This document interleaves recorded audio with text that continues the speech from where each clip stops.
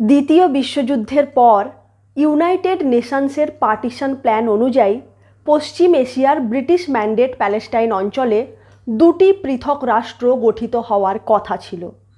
একটি হচ্ছে ইহুদিদের দেশ ইসরায়েল আর অপরটি হলো আরব দেশ প্যালেস্টাইন। কিন্তু 1948-এর 15ই মে তারিখে ইসরায়েল একটি স্বাধীন রাষ্ট্র হিসেবে আত্মপ্রকাশ করলেও প্যালেস্টাইন একটি পৃথক দেশ হিসেবে আত্মপ্রকাশ করতে পারল না। আর সেই দিন থেকে এমন একটি সমস্যা সৃষ্টি হলো যে সমস্যার সমাধান আজ এতদিন পরেও খুঁজে পাওয়া যায়নি। তখন থেকে ইসরায়েল প্যালেস্টাইন সমস্যা পুরো পশ্চিম এশিয়া তথা পুরো বিশ্বের সবচেয়ে বড় অমীমাংসিত সমস্যা, যে সমস্যা গত 75 বছর ধরে ওই সমগ্র অঞ্চলে একের পর এক যুদ্ধ, অস্থিরতা আর রক্তপাতের ঘটনা ঘটিয়ে চলেছে। আর বর্তমানেও দীর্ঘ কয়েক মাস ধরে ইসরায়েলি সেনাবাহিনী আর প্যালেস্টিনীয় গোষ্ঠী হামাসের মধ্যে চলা হামলা আর পাল্টা হামলার ফলে অসংখ্য সাধারণ মানুষের মৃত্যু ঘটে চলেছে। একটি দেশ যা পূর্বে মানচিত্রে না থাকলেও 1948 সালে বিশ্বের মানচিত্রে স্থান পেল, আর অপর একটি দেশ খাতায় কলমে যার মানচিত্র প্রস্তুত হলেও এখনো পর্যন্ত তার অস্তিত্ব বাস্তবায়িত হয়নি। তবে এর পেছনে কোনো একটি নয়, রয়েছে একাধিক কারণ। এই জায়গাকে ঘিরে দ্বন্দ্ব আজকের নয়, এমনকি এই শতাব্দীরও নয়। এই দ্বন্দ্ব হাজার হাজার বছরের পুরনো দ্বন্দ্ব। মানব সভ্যতার বিকাশ ও তার অগ্রগতির সাথে সাথে সমান্তরালভাবেই এগিয়েছে এই দ্বন্দ্ব। কি এই দ্বন্দ্বের সম্পূর্ণ ইতিহাস? কিভাবে গঠন হলো ইসরায়েল রাষ্ট্রের, আর প্যালেস্টাইন নামক রাষ্ট্র কেনই বা গঠিত হতে পারল না? এ সমস্ত কিছু নিয়ে বিস্তারিত আলোচনা করব এই পর্বে। নমস্কার, আমি অন্তরা, আর আপনারা দেখছেন ইনসাইট।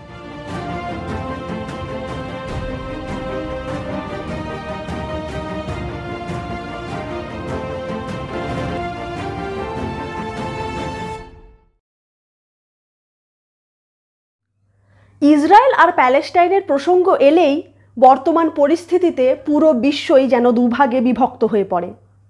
এক পক্ষ ইসরায়েলকে সাপোর্ট করে তো অপর পক্ষ প্যালেস্টাইনকে। তবে আপনি কাকে সাপোর্ট করবেন তা নির্ভর করছে ইতিহাসের কত পেছনে আপনি যেতে চান। কারণ এর সম্পূর্ণ ইতিহাস না জেনে কোনো ধারণা তৈরি করলে সেই ধারণা সঠিক নাও হতে পারে। তাই আমরা এই পর্বের মাধ্যমে যথাসাধ্য চেষ্টা করছি বর্তমান ইসরায়েল প্যালেস্টাইন সমস্যার পেছনের সম্পূর্ণ ইতিহাসটাকে তুলে ধরতে। তাই প্রথম বিশ্বযুদ্ধ বা দ্বিতীয় বিশ্বযুদ্ধের সময়কার ইতিহাস দিয়ে শুরু না করে আমরা এর ইতিহাস শুরু করব কয়েক হাজার বছর পিছিয়ে, সেই ব্রোঞ্জ যুগ থেকে, অর্থাৎ যীশুখ্রিস্টের জন্মেরও 3000 বছর আগে থেকে, যখন থেকে এখানে মানুষ বসতি স্থাপন করা শুরু করলো। বর্তমানে যে অঞ্চলে ইসরায়েল দেশটি অবস্থিত সেই অঞ্চলের ইতিহাস শুরু হয় খ্রিস্টপূর্ব 3000 বছর পূর্বে। পৃথিবীর বিভিন্ন স্থানে তখন সবে সবে নগরকেন্দ্রিক মানব সভ্যতা গড়ে উঠছিল। গোষ্ঠীবদ্ধ মানুষ তখন নগরের পত্তন করে স্থায়ীভাবে বসবাস করতে আরম্ভ করেছিল। যীশুখ্রিস্টের জন্মের 3000 বছর পূর্বের সময় ইতিহাসে ব্রোঞ্জ যুগ নামে পরিচিত। এই ব্রোঞ্জ যুগে দক্ষিণ এশিয়ার উত্তর পশ্চিম অঞ্চলে, অর্থাৎ মূলত অবিভক্ত ভারত ও আফগানিস্তানের কিছুটা অঞ্চল জুড়ে গড়ে উঠেছিল সিন্ধু সভ্যতা। আর সেই সময়েই বর্তমানের ইসরায়েল প্যালেস্টাইন অঞ্চল, জর্ডন, লেবানন ও সিরিয়ার দক্ষিণাংশ সহ সিনাই পেনিনসুলার এই পুরো অঞ্চল পরিচিত ছিল ল্যান্ড অফ ক্যান্নান নামে। তখন এই অঞ্চলে গড়ে উঠেছিল ক্যান্নান সভ্যতা, আর এখানকার অধিবাসীদের বলা হতো ক্যানানাইটস। পরবর্তী সময়ে এই ক্যান্নান সভ্যতার ওপর পার্শ্ববর্তী মিশরীয় ও মেসোপটেমিয়ার মতো বড় বড় সভ্যতাগুলির প্রভাব পড়ে। আর 1550 খ্রিস্টপূর্বাব্দে এই অঞ্চল প্রাচীন মিশরীয় সাম্রাজ্যের অধীনে চলে আসে। প্রাচীন মিশরীয় লিপিতে এই অঞ্চলকে একটি মিশরীয় প্রভিন্স হিসেবে উল্লেখ করা হয়েছে। পরে যখন ব্রোঞ্জ যুগের পরিসমাপ্তি ঘটে তখন ক্যান্নানের ওপর থেকে মিশরীয় আধিপত্য প্রায় সমাপ্ত হয়ে যায়। আর এই সময়ে বিভিন্ন যাযাবর গোষ্ঠীর আক্রমণ ঘটে মিশরীয় সাম্রাজ্যের ওপর। এই আক্রমণের ঘটনা মিশরীয় সভ্যতার একটি শিলালিপি থেকে জানা যায়। সেই শিলালিপিটিকে বলা হয় মরনেফটা স্টেল। কায়রোর মিউজিয়ামে রক্ষিত এই শিলালিপিতেই প্রথমবার ইসরায়েল শব্দের উল্লেখ পাওয়া যায়। যীশুখ্রিস্টের জন্মের 1200 বছর পূর্বে মিশরের ফেরাও ছিলেন মরনেফটা, আর তাঁরই আমলের শিলালিপির লেখাতে প্রথম ইসরায়েল শব্দটিকে পাওয়া যায়।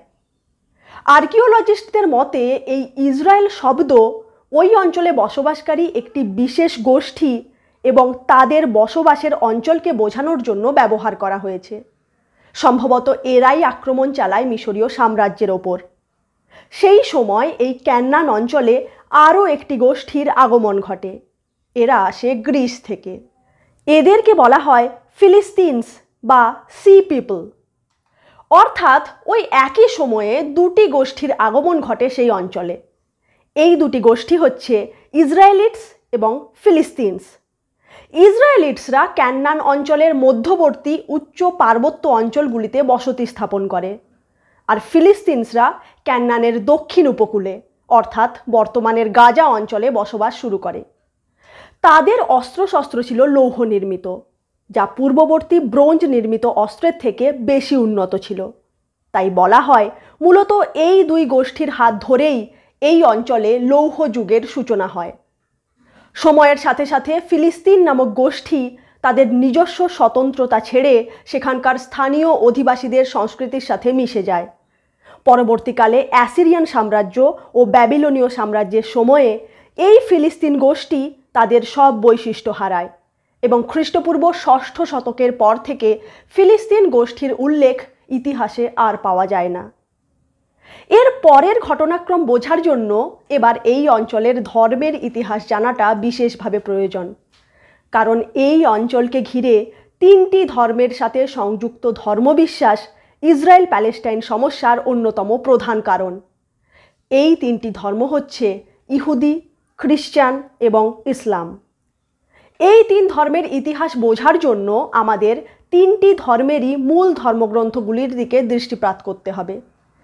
তবে এই সব ধর্মগ্রন্থগুলিতে যা যা লেখা রয়েছে তার মধ্যে অনেক কিছুরই কোনো হিস্টোরিক্যাল বা আর্কিওলজিক্যাল এভিডেন্স পাওয়া যায়নি। অবশ্য ধর্মের ক্ষেত্রে সবচেয়ে বেশি গুরুত্ব রয়েছে বিশ্বাসের, আর এই 3টি ধর্মের মানুষেরই ধর্মবিশ্বাসের সাথে ওতপ্রোতভাবে জুড়ে রয়েছে এই ক্যান্নান অঞ্চল। বোঝার সুবিধার্থে আমরা পর্যায়ক্রমে এই 3টি ধর্ম নিয়ে আলোচনা করব, আর তার সাথে সাথে আলোচনা করব এই অঞ্চলের রাজনীতি নিয়ে। কারণ ধর্মীয় বিশ্বাস যদি হয় এই দ্বন্দ্বের একটা কারণ, তবে অপর কারণ হলো শাসককুলের রাজনীতি, আর রাজনীতির সাথে জুড়ে রয়েছে সাম্রাজ্য বিস্তার এবং ক্ষমতা দখলের লড়াই। তাই আমরা সমস্ত দিক থেকে এ নিয়ে আলোচনা করব।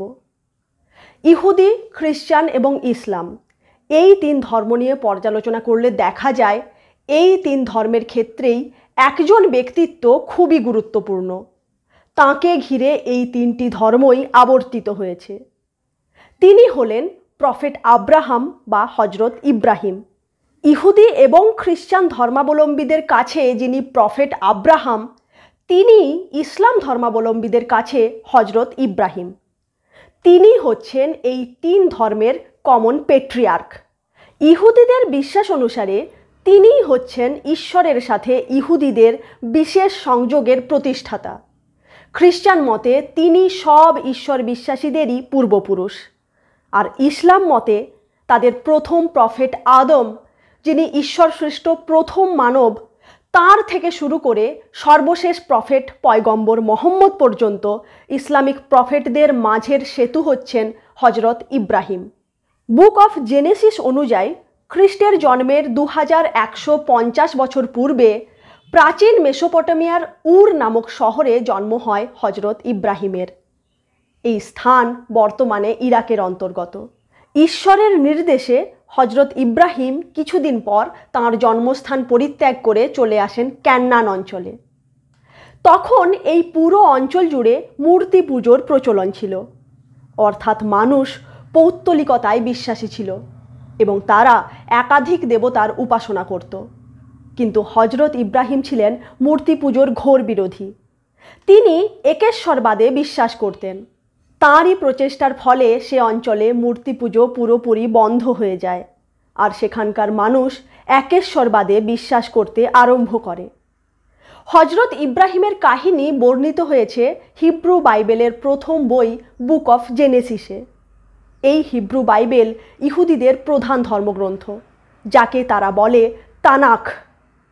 এতে রয়েছে মোট 24টি খণ্ড বা বই। এই 24টি খণ্ডের মধ্যে প্রথম 5টি খণ্ড খুবই গুরুত্বপূর্ণ, যাকে তারা বলে তোরাহ। হিব্রু বাইবেলের মান্যতা খ্রিস্টান ধর্মেও রয়েছে। খ্রিস্টান ধর্মের প্রধান ধর্মগ্রন্থ হোলি বাইবেলের 2টি খণ্ড, একটি হচ্ছে ওল্ড টেস্টামেন্ট আর অপরটি নিউ টেস্টামেন্ট। ইহুদিদের ধর্মগ্রন্থ হিব্রু বাইবেলই খ্রিস্টান ধর্মাবলম্বীদের কাছে ওল্ড টেস্টামেন্ট, আর হিব্রু বাইবেলের প্রথম 5টি খণ্ড, যাকে ইহুদিরা বলে তোরাহ, সেই তোরারও মান্যতা রয়েছে ইসলামের প্রধান ধর্মগ্রন্থ কোরআনে। তোরাকে তারা বলে তওরাত। এছাড়াও যীশুখ্রিস্টের উপদেশাবলী, যা রয়েছে বাইবেলের নিউ টেস্টামেন্টে, যাকে খ্রিস্টানরা বলে গসপেল, সেই গসপেলেরও উল্লেখ রয়েছে কোরআনে, যাকে ইসলামে বলা হয় ইনজিল।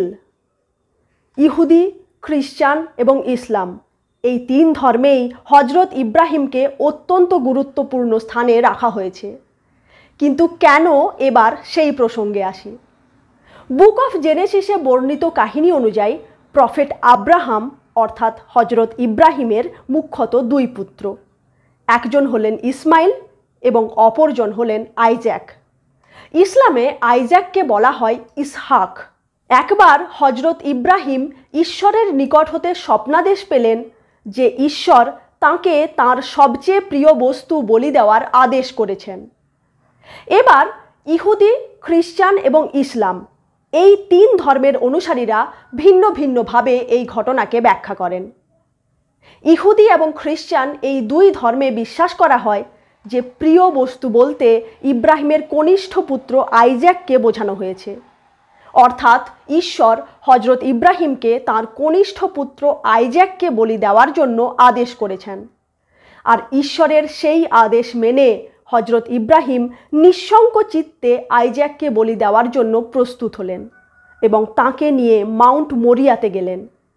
যে মুহূর্তে তিনি তার পুত্র আইজ্যাককে বলি দিতে যাবেন, ঠিক সেই মুহূর্তে ঈশ্বর প্রেরিত এক দূত এসে তাঁকে আটকান। সেই দূত তাঁকে জানান যে ঈশ্বর তাঁর এই আস্থাতে অত্যন্ত সন্তুষ্ট হয়েছেন, আর ঈশ্বরের উদ্দেশ্যে পাশের ঝোপে আটকে থাকা একটি ভেড়াকে দেখিয়ে পুত্র আইজ্যাকের পরিবর্তে একেই বলি দিতে নির্দেশ দেন সেই দূত। ইহুদি মতে বলিদানের এই ঘটনা যেখানে ঘটেছিল, সেই মাউন্ট মরিয়া হচ্ছে জেরুজালেমে অবস্থিত টেম্পল মাউন্ট।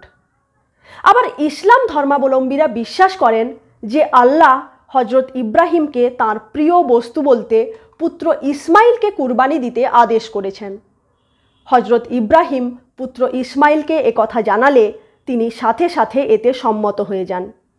কুরবানির উদ্দেশ্যে তাঁরা যান মাউন্ট আরাফাতে। এই মাউন্ট আরাফাত মক্কা থেকে 20 কিলোমিটার দক্ষিণ পূর্বে অবস্থিত। সেখানে পৌঁছে ইসমাইলকে কুরবানি দিতে উদ্যত হলে আল্লাহ প্রেরিত এক দূত এসে তাঁকে আটকান এবং পাশের ঝোপে আটকে থাকা একটি দুম্বাকে দেখিয়ে পুত্র ইসমাইলের পরিবর্তে সেই দুম্বাকেই আল্লাহর উদ্দেশ্যে কুরবানি দিতে নির্দেশ দেন। হজরত ইব্রাহিম তখন সেই দুম্বাকেই কুরবানি দেন। এই ঘটনাকে স্মরণ করে ইসলাম ধর্মাবলম্বীরা হজের শেষ দিনে ঈদ উল আজহা বা কুরবানি ঈদ পালন করেন। ইসলাম মতে আল্লাহর নির্দেশে হজরত ইব্রাহিম তাঁর স্ত্রী হাজর এবং পুত্র ইসমাইলকে আরবের মরু অঞ্চলে ছেড়ে ক্যান্নানে তাঁর অপর স্ত্রী সারা এবং পুত্র ইসহাকের কাছে ফিরে আসেন। সেই মরু অঞ্চলে ইসমাইল তৃষ্ণায় কাতর হয়ে পড়লে হাজর পার্শ্ববর্তী সাফা এবং মারোয়া নামক 2টি পর্বতে মোট 7 বার যাতায়াত করার পরেও কোথাও জল খুঁজে না পেলে ঈশ্বরের প্রেরিত জিব্রাইল দূতের পায়ের আঘাতে মাটি ফুঁড়ে জল বেরোতে থাকে। হাজর সেই জল নিয়ে গিয়ে ছোট্ট ইসমাইলকে পান করান। ইসলামে সেই জলের উৎসের খুবই গুরুত্ব রয়েছে। এর নাম আবে জমজম, যা প্রতিটি ইসলাম ধর্মাবলম্বী মানুষের কাছে অত্যন্ত পবিত্র জল। এই আবে জমজম বা জমজম কুঁয়ো রয়েছে মক্কার আল হারাম মসজিদের ভেতরে। এরপর থেকে হাজর এবং ইসমাইল সেখানেই বসবাস করতে থাকেন। বেশ কিছু বছর কেটে যাওয়ার পর হজরত ইব্রাহিম ইসমাইলের কাছে ফিরে আসেন এবং আল্লাহর নির্দেশে তাঁরা দুজনে মিলে মক্কায় অবস্থিত পবিত্র কাবা পুনর্নির্মাণ করেন। এই পবিত্র কাবা প্রতিটি ইসলাম ধর্মাবলম্বীদের কাছে সবচেয়ে পবিত্র তীর্থস্থান।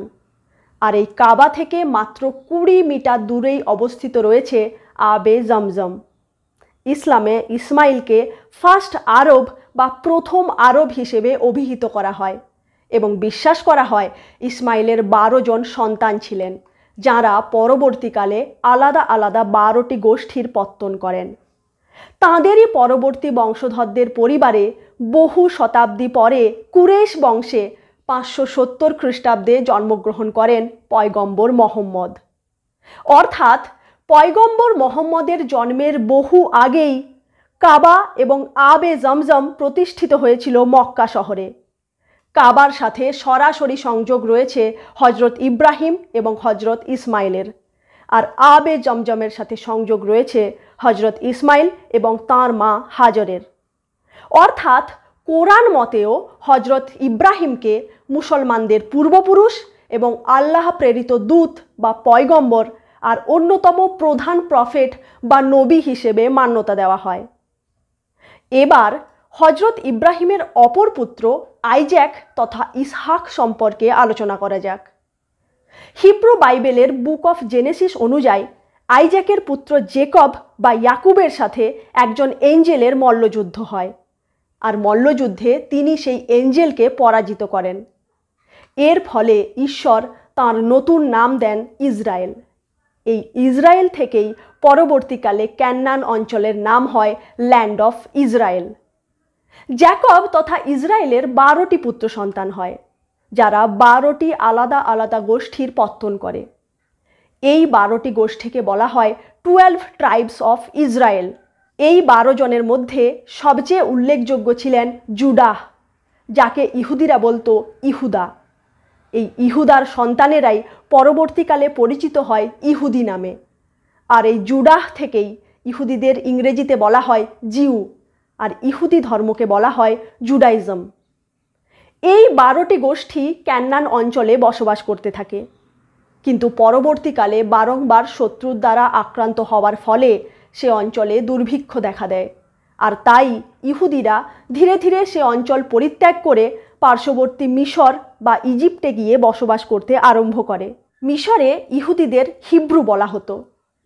ধীরে ধীরে ইহুদিদের এই সংখ্যাধিক্য দেখে মিশরের ফেরাও দ্বিতীয় রামসেস আশঙ্কিত হয়ে উঠলেন। তিনি ভাবলেন যে ইহুদিরা মিশরের শত্রুদেরকে সাহায্য করে তাঁর বিরুদ্ধে চক্রান্ত করতে পারে। তাই তিনি ইহুদিদের সব সম্পত্তি বাজেয়াপ্ত করে তাদের কৃতদাসে পরিণত করলেন। ফেরাওয়ের অত্যাচারে জর্জরিত হয়ে অবর্ণনীয় দুঃখ কষ্টে ইহুদিদের দিন কাটতে থাকে। এই রকম সময়ে এক ইহুদি পরিবারে জন্ম হয় মোজেসের। মোজেস ইহুদি ধর্মের প্রধান প্রফেট। হিব্রু বাইবেলের প্রথম 5টি বই, যাকে বলা হয় তোরা, সেই তোরা মোজেসই রচনা করেছিলেন। কোরআনে মোজেসকে হজরত মুসা নামে উল্লেখ করা হয়েছে। ঈশ্বরের নির্দেশে মোজেস ফেরাওয়ের কাছে গিয়ে ইহুদিদের মুক্তির দাবি জানান, কিন্তু ফেরাও এই নির্দেশ মানতে অস্বীকার করেন। ফলে ঈশ্বরের প্রকোপ গিয়ে পড়ে মিশরের ওপর, যার ফলে সেখানে ভয়ানক প্লেগ মহামারী দেখা দেয়। পরপর 10 বার এই মহামারী দেখা দেওয়ার ফলে ফেরাও নিজের ভুল বুঝতে পারেন এবং ইহুদিদের মুক্তি দেন। মোজেস তখন সেই সব ইহুদিদের একত্রিত করে তাদের নিয়ে নিজেদের দেশে ফিরে আসার জন্য যাত্রা শুরু করেন। মিশর ছেড়ে মোজেসের নেতৃত্বে ইহুদিদের স্বদেশে প্রত্যাবর্তনের এই ঘটনাকে বলা হয় দ্য এক্সোডাস। এই ঘটনা বর্ণিত রয়েছে হিব্রু বাইবেলের 2য় পর্বে, যার নাম বুক অফ এক্সোডাস। ইহুদিদের এই যাত্রাপথে তাদের সামনে পড়ে লোহিত সাগর। মোজেস তাঁর হাতের লাঠির দ্বারা লোহিত সাগরকে দুভাগে ভাগ করেন এবং মাঝের পথ দিয়ে ইহুদিরা নির্বিঘ্নে সমুদ্র পার হয়ে যায়। এরপর তাঁরা এসে পৌঁছান সিনাই অঞ্চলে।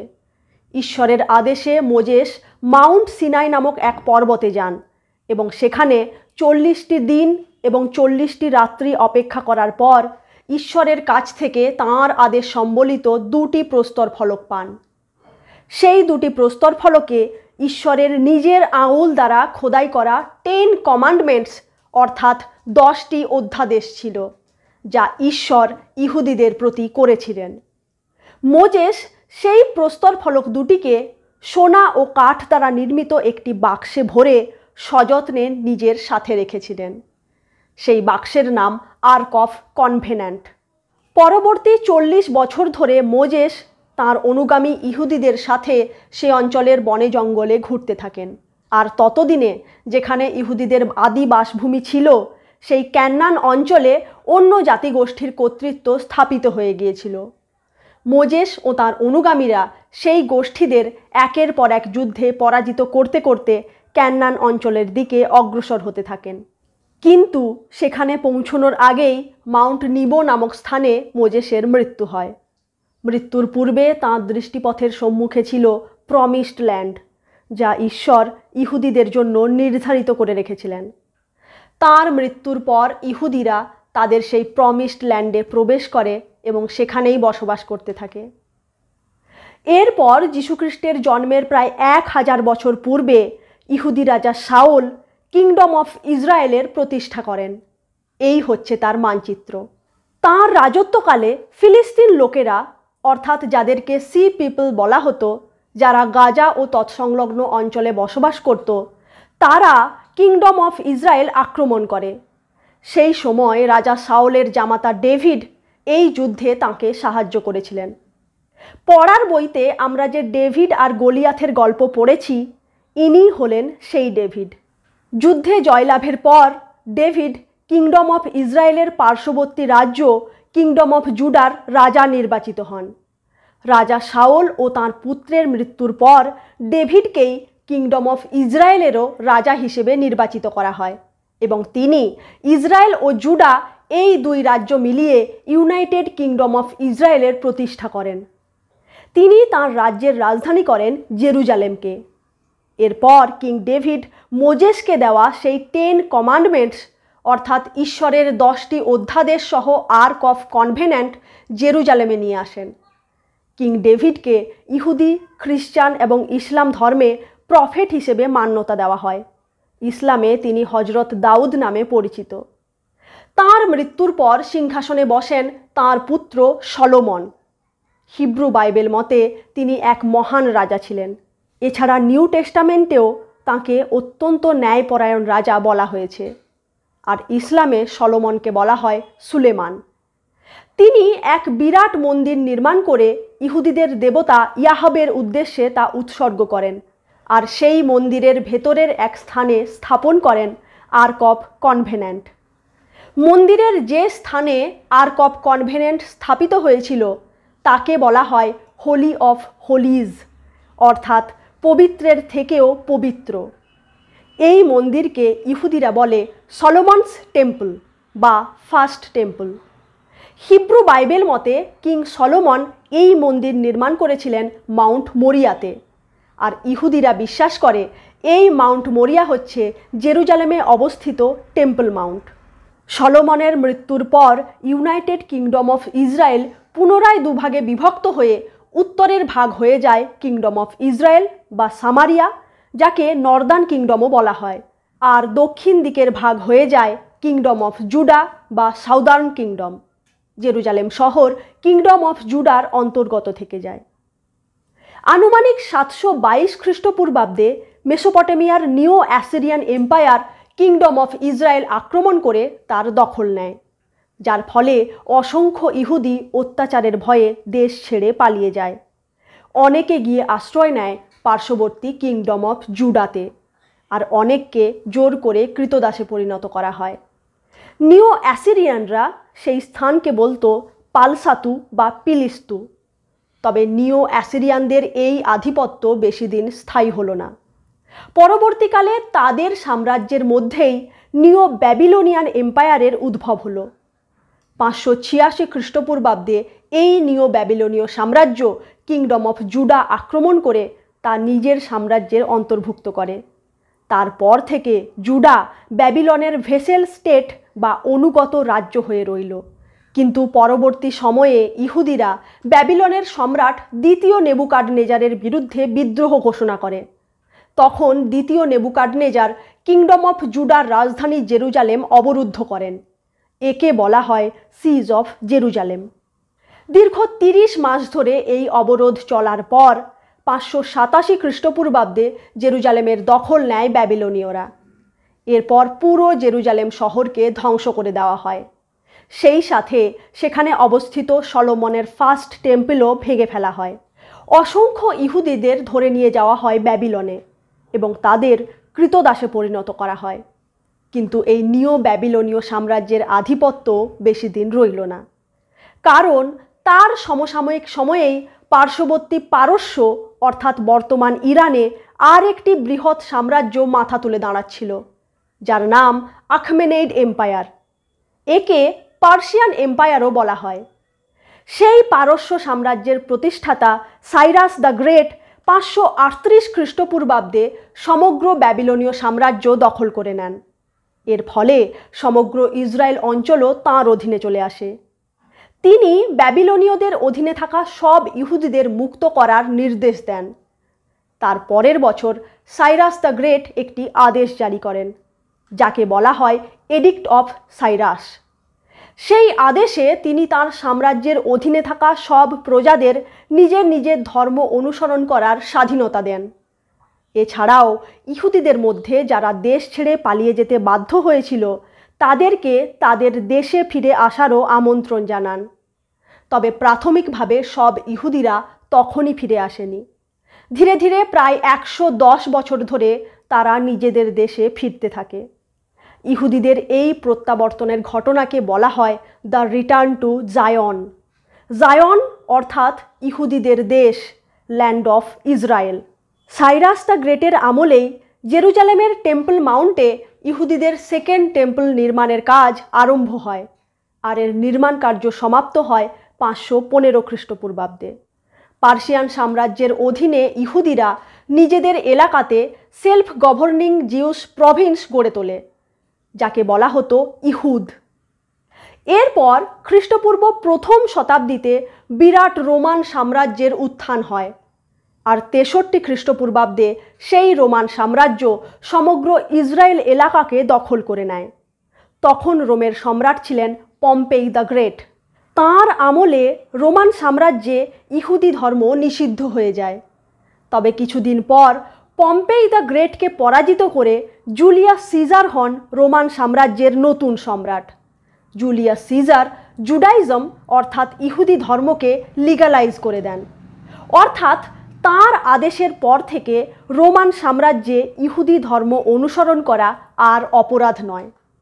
তাঁর আমলে 40 খ্রিস্টপূর্বাব্দে রোমান সেনেট একটি প্রস্তাব পাশ করে, যেখানে বলা হয় যে সমগ্র ইহুদি এলাকাকে রোমান সাম্রাজ্যের একটি প্রভিন্সে পরিণত করা হবে, যার শাসনভার থাকবে ইহুদিদের ওপর।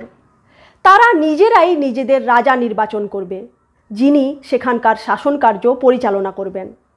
তবে রোম সাম্রাজ্যের তরফ থেকে সেখানে একজন প্রতিনিধি থাকবেন, যাকে বলা হতো প্রিফেক্ট, আর তিনি সব কিছু ঠিকঠাক চলছে কিনা তা দেখাশোনা করবেন। এইভাবে সমগ্র ইসরায়েল এলাকাকে রোমান সাম্রাজ্যের অধীনে থাকা একটি রাজ্যরূপে গঠন করা হয়, যার নাম তারা দিয়েছিল জুডিয়া। এর রাজধানী ছিল জেরুজালেম। ইহুদিরা হেরডকে নিজেদের রাজা নির্বাচন করে এবং তিনি ইহুদি রাজ্য শাসন করতে থাকেন। রাজা হেরড সেকেন্ড টেম্পলের পুনর্নির্মাণ করেন। পার্সিয়ান সাম্রাজ্যের আমলে নির্মিত সেকেন্ড টেম্পল যেখানে অবস্থিত ছিল, সেই টেম্পল মাউন্ট কমপ্লেক্সের আয়তন বৃদ্ধি করে হেরড প্রায় 35 একরের নতুন চত্বর নির্মাণ করেন, যার ওপর বিরাট মন্দিরটি নির্মিত হয়। আনুমানিক 20 খ্রিস্টপূর্বাব্দ থেকে 12 খ্রিস্টপূর্বাব্দ পর্যন্ত এর নির্মাণ কার্য চলে। একে বলা হয় হেরডস টেম্পল বা সেকেন্ড টেম্পল, যা তৎকালীন সময়ের সবচেয়ে বড় কনস্ট্রাকশন প্রজেক্ট। এছাড়াও রাজা হেরড জেরুজালেম থেকে 30 কিলোমিটার দূরত্বে অবস্থিত হেব্রন নামক শহরে কেভ অফ দ্য পেট্রিয়ার্ক নামক সমাধিক্ষেত্র নির্মাণ করেন। হিব্রু বাইবেল মতে প্রফেট আব্রাহাম তথা হজরত ইব্রাহিম এই হেব্রন শহরে নিজের সমাধির জন্য একটি জমি কিনেছিলেন। সেই স্থানে আব্রাহাম ও তাঁর স্ত্রী সারা, পুত্র আইজ্যাক এবং আইজ্যাকের পুত্র জেকবের সমাধি রয়েছে।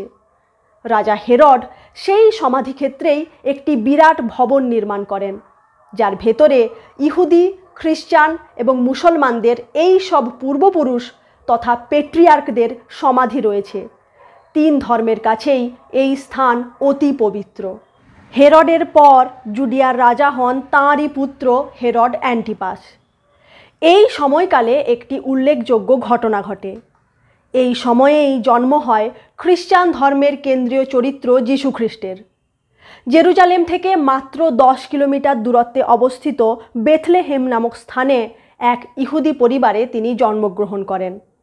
তাঁর নাম ছিল জেসাস অফ নাজারেথ। তবে খ্রিস্ট ধর্মের গোড়ার দিক থেকেই খ্রিস্টান ধর্মাবলম্বী মানুষেরা তাঁকে জেসাস খ্রাইস্ট অর্থাৎ যীশু খ্রিস্ট নামেই সম্বোধিত করতে থাকে। এই খ্রাইস্ট বা খ্রিস্ট হচ্ছে তাঁর উপাধি। এর অর্থ হচ্ছে সেভিয়ার অর্থাৎ মসিহা। খ্রিস্টানরা যীশু খ্রিস্টকে তাদের মসিহা বলে মনে করে। আর এই খ্রাইস্ট শব্দ থেকেই যীশু খ্রিস্টের অনুসারীরা নিজেদেরকে বলে খ্রিস্টান। বড় হওয়ার পর যীশু খ্রিস্ট ইহুদি ধর্মের মধ্যে নানান অনৈতিকতা ও অধার্মিকতা দেখে ধর্মকে পরিশোধনের চেষ্টা করেন। কোন পথে চললে সঠিকভাবে ঈশ্বরকে অনুসরণ করা যাবে সে বিষয়ে তিনি সেখানকার জনসাধারণকে উপদেশ দিতে শুরু করেন। ধীরে ধীরে জনসাধারণের মধ্যে তাঁর জনপ্রিয়তা বাড়তে থাকে। এতে জেরুজালেমের ইহুদি পুরোহিতগণ আশঙ্কিত হয়ে ওঠেন। তাঁর ওপর রাজদ্রোহ সহ নানা ধরনের মিথ্যা অভিযোগ তুলে তাঁকে গ্রেফতার করা হয়। তাঁর বিচার চলে এবং বিচারে ইহুদি বিচার সভা যীশুখ্রিস্টের মৃত্যুদণ্ডের আদেশ দেয়। এরপর যীশুখ্রিস্টকে গোলগোথা নামক স্থানে নিয়ে গিয়ে ক্রুশবিদ্ধ করে হত্যা করা হয়। সেই দিনটি ছিল শুক্রবার।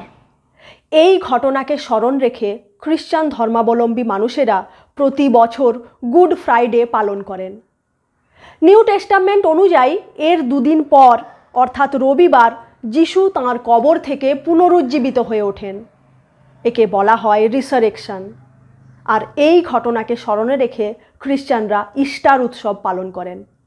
রিসারেকশনের পর 40 দিন পর্যন্ত যিশু ওখানেই থেকে তাঁর শিষ্যদের যাবতীয় উপদেশ প্রদান করেন। তাঁর উপদেশাবলীর সংকলনকে বলা হয় গসপেল, যা নিউ টেস্টামেন্টের অংশ। খ্রিস্টানরা বিশ্বাস করেন যে যীশু খ্রিস্টই হচ্ছেন সেই প্রফেট হিব্রু বাইবেলে যাঁর আগমনের ভবিষ্যৎবাণী করা হয়েছে। তবে ইহুদিরা এটা বিশ্বাস করে না। আর ইসলাম ধর্মেও যীশুখ্রিস্টের যথেষ্ট গুরুত্ব রয়েছে। ইসলামে তাকে বলা হয় ঈসা, আর গসপেলগুলিকে বলা হয় ইনজিল। তবে সেই সময় যীশুখ্রিস্টের অনুগামীরা নিজেদেরকে কোনো আলাদা ধর্মের অনুসারী বলে মনে করতেন না। তাঁরা যিশুকে এবং নিজেদেরকে ইহুদি বলেই মনে করতেন। সে সময় যিশুর অনুগামীদের জিউইশ খ্রিস্টান বলা হতো। এর কয়েক বছর পর থেকে রোমান শাসনের বিরুদ্ধে ইহুদিরা সময়ে সময়ে বিদ্রোহ করতে থাকে। রোমানদের বিরুদ্ধে প্রথম বিদ্রোহ হয় 66 খ্রিস্টাব্দ থেকে 73 খ্রিস্টাব্দের মাঝের সময়ে। এই বিদ্রোহ দমন করার জন্য রোমান শাসকেরা কঠোরভাবে সৈন্যবল প্রয়োগ করে। সেই সময় 70 খ্রিস্টাব্দে যখন ইহুদি আর রোমানদের মধ্যে লড়াই চলছে, তখন এক রোমান কমান্ডার টাইটাস, যিনি পরে হয়েছিলেন রোমের সম্রাট, তিনি এক বিরাট সৈন্যদল নিয়ে জুডিয়ার দিকে অগ্রসর হন। তিনি জেরুজালেম শহরকে প্রায় 4 মাসেরও বেশি সময় ধরে অবরুদ্ধ করে রাখেন। একে বলে সিজ অফ জেরুজালেম। শেষে ইহুদি বাহিনীকে সম্পূর্ণ পরাস্ত করে পুরো জেরুজালেম শহরকে ধ্বংস করে দেন। আর এই ধ্বংসের হাত থেকে বাদ যায়নি ইহুদিদের সেকেন্ড টেম্পলও। রোমানরা পুরো মন্দিরটিকে ভেঙে গুঁড়িয়ে দেয় এমনকি মন্দির নির্মাণে ব্যবহৃত প্রস্তর খণ্ডগুলিকেও বয়ে অন্যত্র নিয়ে যায়। টিকে থাকে কেবলমাত্র মন্দির চত্বরের একটি দেওয়াল, টেম্পল মাউন্টের পশ্চিম দিকে, যা এখনও বিদ্যমান। একে বলা হয় ওয়েস্টার্ন ওয়াল। রোমান ধ্বংসের হাত থেকে নিজেদের মন্দিরকে বাঁচাতে না পারার দুঃখ এখনও ইহুদিদের মনের মধ্যে রয়ে গেছে। আর এই ওয়েস্টার্ন ওয়াল ইহুদিদের কাছে তাদের সবচেয়ে পবিত্র স্থান। এই যুদ্ধে আনুমানিক 10 লক্ষেরও বেশি মানুষের মৃত্যু ঘটেছিল, যাদের মধ্যে বেশিরভাগই ইহুদি। যুদ্ধে বিজয়ের পর প্রায় 1 লক্ষ ইহুদিকে কৃতদাসে পরিণত করে রোমানরা, আর বাকি ইহুদিদের ওপর নানাভাবে অত্যাচার চলতে থাকে।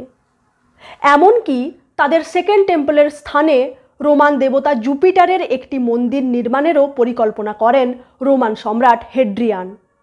এর বিরুদ্ধে ইহুদিরা পুনরায় বিদ্রোহ শুরু করে। 136 খ্রিস্টাব্দে এই বিদ্রোহ পুরোপুরি দমন করার পর অসংখ্য ইহুদিকে হত্যা করা হয়। ইহুদি গ্রামগুলিকে ধ্বংস করে দেওয়া হয়, আর পুরো ইহুদি সম্প্রদায়কে জেরুজালেম সহ সমগ্র জুডিয়া থেকে বিতাড়িত করে দেওয়া হয়।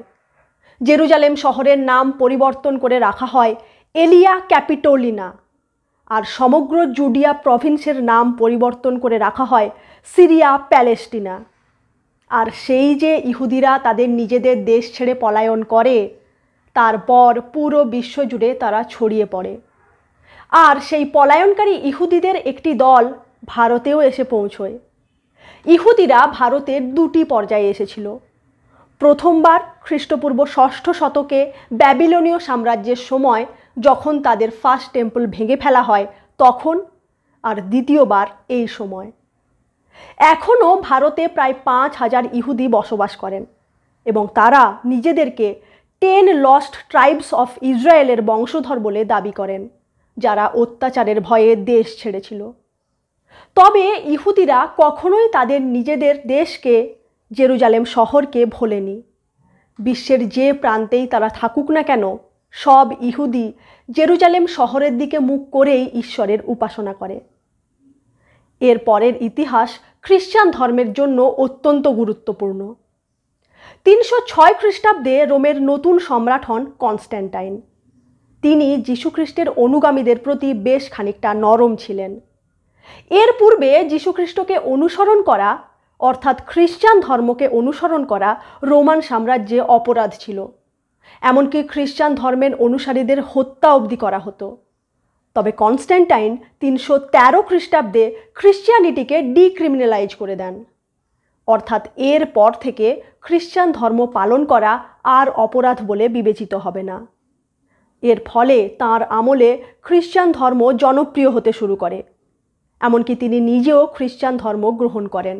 তিনি তাঁর মা ফ্লাভিয়া জুলিয়া হেলেনাকে খ্রিস্টান ট্র্যাডিশনের অবশিষ্টাংশ খুঁজে বের করার দায়িত্ব দিয়েছিলেন। এই সময়ে হেলেনা আসেন সিরিয়া প্যালেস্টিনাতে। এখানে এসে যীশুখ্রিস্টের সমাধি রয়েছে যে অঞ্চলে বলে খ্রিস্টানরা বিশ্বাস করে, সেই গলগোথাতে খোঁড়াখুঁড়ি শুরু করার নির্দেশ দেন। এই খোঁড়াখুঁড়িতে তিনি 3টি কাঠের ক্রুশ খুঁজে পান বলে দাবি করেন, যার মধ্যে একটি ছিল সেই ক্রুশ যাতে করে যীশুখ্রিস্টকে ক্রুশবিদ্ধ করা হয়েছিল। এরপর কনস্ট্যান্টাইন সেই স্থানে চার্চ অফ দ্য হোলি সেপালকার নির্মাণ করেন, যে চার্চ খ্রিস্টানদের নিকট সবচেয়ে পবিত্র স্থান। আর তিনি যীশুখ্রিস্টের জন্মস্থান বেথলেহেমেও একটি চার্চ নির্মাণ করেন, যার নাম চার্চ অফ নেটিভিটি। এরপর কনস্ট্যান্টাইন ইহুদিদেরকে যীশুখ্রিস্টের হত্যাকারী বিবেচনা করে তাদেরকে হত্যা করতে আরম্ভ করেন। কিছু ইহুদিকে কৃতদাস হিসেবেও বিক্রয় করা হয়। এর ফলে কিছু সংখ্যক ইহুদি, যারা এতদিন ধরে রোমানদের শত অত্যাচার সহ্য করেও সেখানে বসবাস করছিল, তারাও সে অঞ্চল ছেড়ে পালাতে আরম্ভ করল। 380 খ্রিস্টাব্দে রোমান সম্রাট থিওডোসিয়াসের আমলে খ্রিস্টান ধর্মকে রোমের অফিসিয়াল রিলিজিয়ান হিসেবে ঘোষণা করা হয়। এর ফলে পুরো রোম সাম্রাজ্যে খ্রিস্টান ধর্ম ধীরে ধীরে ছড়িয়ে পড়তে থাকে। তবে তার পূর্বে 330 খ্রিস্টাব্দে রোমান সম্রাট কনস্ট্যান্টাইন রোমান সাম্রাজ্যের রাজধানী রোম থেকে স্থানান্তরিত করেছিলেন বাইজান্টিয়াম নামক শহরে, যার নতুন নামকরণ তিনি করেছিলেন কনস্ট্যান্টিনোপল। এই শহরকে বর্তমানে আমরা ইস্তাম্বুল নামে চিনি। এর ফলে রোমের ওপর থেকে রোমান সম্রাটের কর্তৃত্ব অনেকাংশে হ্রাস পায়। সেই সুযোগে নানা বিদ্রোহ দানা বাঁধতে থাকে। এছাড়াও রোম সাম্রাজ্যের উত্তরাধিকারী নিয়েও নানা জটিলতার সৃষ্টি হয়, যার ফলে অচিরেই রোমান সাম্রাজ্যের পশ্চিম ভাগ ধীরে ধীরে দুর্বল হয়ে পড়ে, আর পূর্ব রোম সাম্রাজ্য তার স্থান অধিকার করতে থাকে। পূর্ব রোম সাম্রাজ্যের রাজধানী কনস্ট্যান্টিনোপল তথা বাইজেন্টিয়ামের নাম অনুসারে এই সাম্রাজ্যের নাম হয় বাইজেন্টাইন সাম্রাজ্য। বাইজেন্টাইন সাম্রাজ্যের শাসকগণ সমগ্র প্যালেস্টাইন অঞ্চলকে 3টি প্রভিন্সে ভাগ করে দেন: প্যালেস্টিনা প্রাইমা, প্যালেস্টিনা সেকুন্ডা আর প্যালেস্টিনা টার্সিয়া। আর এই সাম্রাজ্যের সময়কালেও নিজেদের দেশ ছেড়ে পালাতে বাধ্য হওয়া ইহুদিরা সেখানে ঢুকতে পারেনি। দীর্ঘকাল পরে 638 খ্রিস্টাব্দে পরিস্থিতির পরিবর্তন ঘটে, যখন জেরুজালেমে প্রবেশ করে ইসলাম ধর্ম। ইসলাম ধর্মের প্রবর্তন করেন পয়গম্বর মহম্মদ। 570 খ্রিস্টাব্দে মক্কার কুরেইশ বংশে তাঁর জন্ম হয়। মক্কার কাছে অবস্থিত পাহাড়ের গুহাগুলিতে তিনি প্রায়ই সময় কাটাতেন। পরবর্তীকালে তিনি শুধুমাত্র একটি বিশেষ গুহাতেই সময় কাটাতেন, যার নাম হীরা কেভ। এই গুহাতে বহু রাত তিনি প্রার্থনা করে কাটাতেন। 610 খ্রিস্টাব্দে যখন তাঁর বয়স 40 বছর হয়, তখন এই হীরা কেভেই জিব্রাইল নামে আল্লাহর দূতের সাথে তাঁর সাক্ষাৎ হয়। জিব্রাইলের মাধ্যমে তিনি আল্লাহর জ্ঞান প্রথমবার লাভ করেন। ইসলাম ধর্মাবলম্বীরা বিশ্বাস করেন পয়গম্বর মহম্মদের এই জ্ঞান প্রাপ্তি রমজান মাসেই শুরু হয়েছিল। তাই সেই ঘটনাকে স্মরণ করে তারা রমজান পালন করেন। পয়গম্বর মহম্মদ তারপর সারা জীবন ধরেই বিশেষ বিশেষ সময়ে জিব্রাইল দূতের মাধ্যমে এই জ্ঞান লাভ করতে থাকেন, আর এই জ্ঞানের লিখিত সংকলনকেই কোরআন বলা হয়। 613 খ্রিস্টাব্দ থেকে তিনি ধর্মপ্রচার করা শুরু করেন। আনুমানিক 621 খ্রিস্টাব্দে ঈশ্বরের নির্দেশে জিব্রাইলের সাথে পয়গম্বর মহম্মদ একটি উড়ন্ত ঘোড়ায় চেপে এক রাতে একটি যাত্রা করেন। ওই উড়ন্ত ঘোড়াটিকে বলে বুরাক। মক্কা থেকে তিনি তাঁর যাত্রা শুরু করেন। প্রথমে তিনি যান ফারদেস্ট মস্ক, অর্থাৎ সবচেয়ে দূরবর্তী মসজিদে। অবশ্য এর কোনো নাম উল্লেখ করা নেই, তবে ইসলাম ধর্মাবলম্বীরা বিশ্বাস করেন এই দূরবর্তী মসজিদ হচ্ছে জেরুজালেমে অবস্থিত আল আকসা মসজিদ। সেখানে গিয়ে তিনি তাঁর পূর্ববর্তী প্রফেটদের সাথে নামাজ পড়েন। তারপর সেই বুরাকে চেপেই সোজা স্বর্গে উঠে যান। স্বর্গে গিয়ে স্বর্গের 7টি স্তর ঘুরে দেখেন। পূর্ববর্তী প্রফেট অর্থাৎ হজরত ইব্রাহিম, মোজেস, যিশু খ্রিস্টের মতো নবীদের সাথে সাক্ষাৎ করেন, আর স্বয়ং আল্লাহর সাথে তাঁর কথা হয়। ঈশ্বরের নিকট হতে তিনি আদেশ পান যেন তাঁর অনুগামীরা দিনে 50 বার নামাজ পড়ে। তবে মোজেসের পরামর্শে ঈশ্বরের কাছে অনুরোধ জানিয়ে দিনে 50 বার নামাজের সংখ্যা কমিয়ে 5 বার নামাজ পড়ার আদেশ লাভ করেন। তারপর সেই রাতেই তিনি মক্কা ফিরে আসেন। এই ঘটনার উল্লেখ কোরআনে খুব সামান্যই পাওয়া যায়, তবে হাদিস অর্থাৎ পয়গম্বর মহম্মদের উপদেশাবলীর সংকলনে এই ঘটনার সম্পূর্ণ বিবরণ পাওয়া যায়। সেই থেকে ইসলাম ধর্মাবলম্বীদের কাছে জেরুজালেম আর আল আকসা মসজিদ অত্যন্ত পবিত্র স্থান হিসেবে বিবেচিত হয়। প্রথমের দিকে পয়গম্বর মহম্মদ জেরুজালেমের দিকে মুখ করেই নামাজ পড়তেন, কিন্তু পরের দিকে মক্কাতে অবস্থিত কাবার দিকে মুখ করে নামাজ পড়েন। 622 খ্রিস্টাব্দে তিনি মক্কা ছেড়ে মদিনা যাত্রা করেন। একে বলা হয় হিজরা। এর থেকেই হিজরি সন গণনার প্রচলন ঘটে। মদিনাতে গিয়ে পয়গম্বর মহম্মদ সেখানকার বিভিন্ন জনগোষ্ঠীকে একত্রিত করে তাদের মাঝে ইসলামের প্রচার করেন। সেই গোষ্ঠীগুলি ইসলাম ধর্ম গ্রহণ করে, আর পয়গম্বর মহম্মদ তাদের নিয়ে পুনরায় মক্কার পথে যাত্রা করেন। মক্কাতে গিয়ে তিনি ইসলামের আদর্শ প্রচার করেন, এবং সেখানে যারা তাঁর বিরোধী ছিল তারাও তখন ইসলাম ধর্ম গ্রহণ করে। 632 খ্রিস্টাব্দে মক্কাতেই পয়গম্বর মহম্মদের মৃত্যু হয়। তাঁর মৃত্যুর পর আবু বকর তাঁর উত্তরাধিকারী হন আর সমগ্র মুসলিম সমাজের নেতৃত্ব দেন। তিনি হন প্রথম খলিফা, আর তাঁর নেতৃত্বে রশিদুন খলিফেটের সূচনা হয়। 634 খ্রিস্টাব্দে উমর হন দ্বিতীয় খলিফা। তাঁর হাত ধরে রশিদুন খ্যালিফেট তার সাম্রাজ্য বিস্তার আরম্ভ করে। তখনও সেই পুরো অঞ্চল জুড়ে বাইজেন্টাইন সাম্রাজ্যের শাসন চলছিল। ধীরে ধীরে রশিদুন খ্যালিফেট বাইজেন্টাইন সাম্রাজ্যের 2/3 বেশি অঞ্চল আর সেকেন্ড পার্সিয়ান এম্পায়ারের প্রায় পুরো অঞ্চল দখল করে নেয়। এই সময় 636 খ্রিস্টাব্দে সিরিয়া সহ পুরো অঞ্চল দখল করে নেওয়ার পর জেরুজালেম শহরকে অবরুদ্ধ করে রাখে ইসলামী বাহিনী। 6 মাস অবরুদ্ধ থাকার পর জেরুজালেম শহরের দখল নেয় তারা। আর রোমান সাম্রাজ্য থাকাকালীন প্রায় 300 বছরেরও বেশি সময় ধরে নিজেদের দেশ থেকে কার্যত নির্বাসিত থাকার পর ইসলামী শাসনকালে ইহুদিরা পুনরায় সেখানে ফেরার সুযোগ পায়। খলিফা উমর প্রথমবার ইহুদিদের জেরুজালেমে প্রত্যাবর্তন করে সেখানে বসবাস এবং তাদের নিজস্ব ধর্মমতে ঈশ্বরের উপাসনা করার অনুমতি দেন। যাই হোক, পরবর্তীকালে উমাইয়াদ খলিফাদের শাসনকালে খলিফা আবদ আল মালিক জেরুজালেমের টেম্পল মাউন্টের সেই স্থানে একটি মসজিদ নির্মাণ করেন, যেখানে ইসলাম ধর্মাবলম্বীরা বিশ্বাস করেন সেই রাতে মক্কা থেকে বুরাকে চেপে পয়গম্বর মোহাম্মদ এসে নামাজ পড়েছিলেন। সেই মসজিদের নাম দেওয়া হয় আল আকসা মসজিদ, যার অর্থ ফারদেস্ট মস্ক বা দূরবর্তী মসজিদ। এই আল আকসা মসজিদের কাছেই টেম্পল মাউন্টের ঠিক মাঝামাঝি স্থানে সোনালি রঙের গম্বুজ বিশিষ্ট আরও একটি ইসলামী স্থাপত্য রয়েছে, যার নাম ডোম অফ দ্য রক। ইসলামী বিশ্বাস অনুসারে সেই রাতে পয়গম্বর মোহাম্মদ যে স্থান থেকে উড়ন্ত ঘোড়া অর্থাৎ বুরাকে চেপে স্বর্গের পথে যাত্রা করেছিলেন, ঠিক সেই স্থানে নির্মিত হয়েছে এই ডোম অফ দ্য রক। ইসলামে টেম্পল মাউন্টকে বলা হয় হারাম আল শরীফ। ডোম অফ দ্য রকের একদম কাছে ঠিক সেই আকারেরই একটি ক্ষুদ্র স্থাপত্য দেখতে পাওয়া যায়। এর নাম ডোম অফ দ্য চেন। ইহুদি মতে এই স্থানে বসে প্রাচীন ইসরায়েল রাজ্যের রাজা কিং সলোমন ন্যায় বিচার করতেন।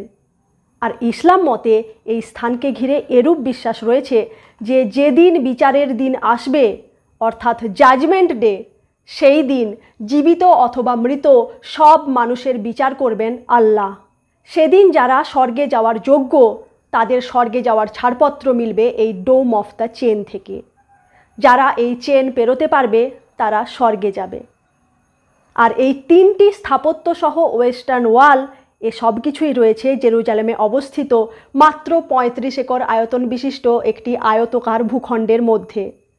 এই আয়তকার ভূখণ্ডকে ঘিরে ইহুদি আর মুসলমানদের মধ্যে দীর্ঘকাল বিবাদ চলেছে। এছাড়াও পবিত্র শহর জেরুজালেম ইহুদি, খ্রিস্টান আর ইসলাম এই 3 ধর্মের মানুষদের কাছেই অত্যন্ত গুরুত্বপূর্ণ। 3 ধর্মেই এই স্থানকে ঘিরে আলাদা আলাদা বিশ্বাস রয়েছে। কি সেই বিশ্বাসের কাহিনী তা নিয়ে আমরা এই পর্বটি করেছিলাম। এর লিঙ্ক ডেসক্রিপশন বক্সে দেওয়া রইল, চাইলে দেখে নিতে পারেন। যাই হোক, উমাইয়াদ খলিফাদের পর জেরুজালেম শহর সহ সংলগ্ন অঞ্চল চলে যায় আব্বাসিড খ্যালিফেটের নিয়ন্ত্রণাধীনে, যাদের রাজধানী ছিল বাগদাদ। এই সময় ইহুদি ও খ্রিস্টানদের ওপর কিছু কিছু অত্যাচার হওয়া শুরু হয়। যেমন খ্রিস্টীয় 8ম শতকের দিকে খলিফা দ্বিতীয় উমরের শাসনকালে ইহুদিদের পোশাকের ওপর হলুদ রঙের তারা চিহ্ন লাগাতে হতো, আর খ্রিস্টানদের নীল রঙের তারা চিহ্ন লাগাতে হতো। এরপর 982 খ্রিস্টাব্দে এই অঞ্চলের নিয়ন্ত্রণ চলে যায় ফাতিমিড খ্যালিফেটের হাতে। এভাবেই জেরুজালেম সহ সংলগ্ন অঞ্চলের ওপর 999 খ্রিস্টাব্দ পর্যন্ত ইসলামী শাসন চলতে থাকে। আর ইহুদিরা এই ইসলামী শাসনে কিছু সময় বাদ দিয়ে মোটের ওপর অনেকখানি ভালো অবস্থানে ছিল। বলা চলে রাজা হেরোড দ্য গ্রেটের শাসনকালের পর এই পিরিয়ডেই ইহুদিদের অবস্থা সবচেয়ে ভালো ছিল। এবার ইসলামের সদ্য ধর্মান্তরিত হওয়া একটি তুর্কি উপজাতি সেলজুক গোষ্ঠী 1073 খ্রিস্টাব্দে জেরুজালেম শহর আক্রমণ করে তার দখল নেয়। যদিও তার পূর্বে এই গোষ্ঠী অবশিষ্ট বাইজেন্টাইন সাম্রাজ্যের হাত থেকে এশিয়া মাইনরের বেশিরভাগ অংশ দখল করে নিয়েছিল। সেলজুকরা জেরুজালেমে তীর্থ করতে যাওয়া খ্রিস্টানদের ওপর নানা ধরনের কর লাগু করে।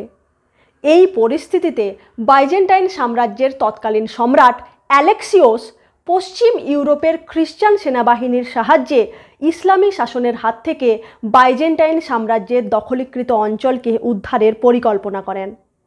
পোপ আরবান II জেরুজালেম শহর তথা সেই সমগ্র অঞ্চলকে ইসলামিক শাসনের হাত থেকে মুক্ত করার জন্য সমগ্র খ্রিস্টান সমাজের কাছে আহ্বান জানান।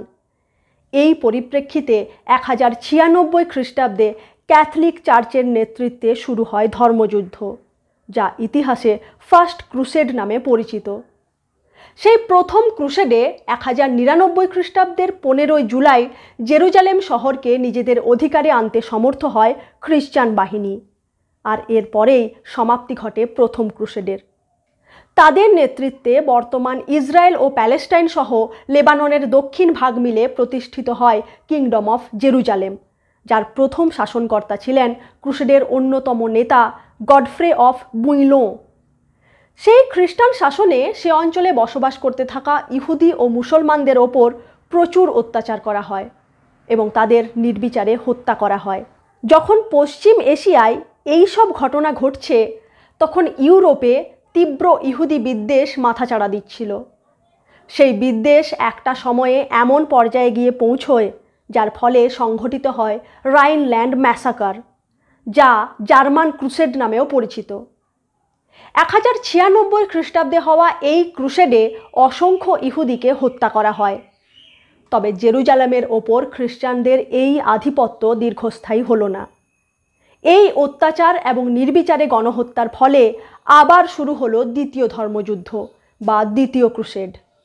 এই দ্বিতীয় ক্রুসেডে মুসলিম বাহিনী খ্রিস্টানদের হারিয়ে কিংডম অফ জেরুজালেমের কিছু কিছু অংশ দখল করতে পারলেও জেরুজালেম শহরকে নিজেদের অধিকারে আনতে পারেনি।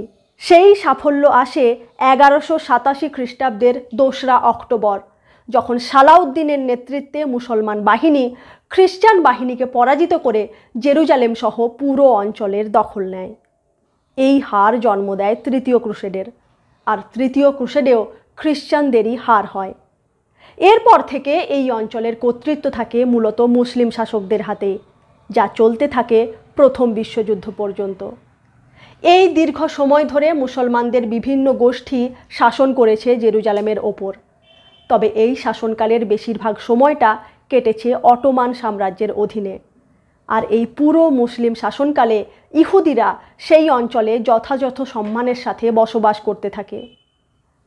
এখানে একটা কথা বিশেষভাবে উল্লেখযোগ্য যে এই আধুনিক কালেও সমগ্র বিশ্বজুড়ে ধর্ম নিয়ে এক ধরনের অসহিষ্ণুতা লক্ষ্য করা যাচ্ছে। সেই জায়গায় দাঁড়িয়ে এই জেরুজালেম শহরকে ঘিরে 3টি ধর্মীয় সম্প্রদায় কিভাবে শান্তিতে বসবাস করত অটোমান সাম্রাজ্যের সময়, তা সত্যিই অনুকরণযোগ্য। যেরকমটা আপনাদের আগেই বলেছি, ইহুদি, খ্রিস্টান এবং মুসলমান এই 3 ধর্মের কাছেই জেরুজালেম অতি পবিত্র স্থান। অটোমান শাসকেরা এই 3 ধর্মেরই মান্যতাকে যথাযথ গুরুত্ব দিয়ে এমনভাবে পুরো শহরটিকে বিভক্ত করেছিল যাতে কোনো ধর্মের মানুষেরই তাদের নিজস্ব ধর্মাচরণে অসুবিধে না হয়, আর পাশাপাশি তারা শান্তিপূর্ণ সহাবস্থানেও থাকতে পারে। টেম্পল মাউন্টের যেদিকে রয়েছে ওয়েস্টার্ন ওয়াল, সেই দিকের অংশ ইহুদিদের বসবাসের জন্য নির্দিষ্ট করা হয়।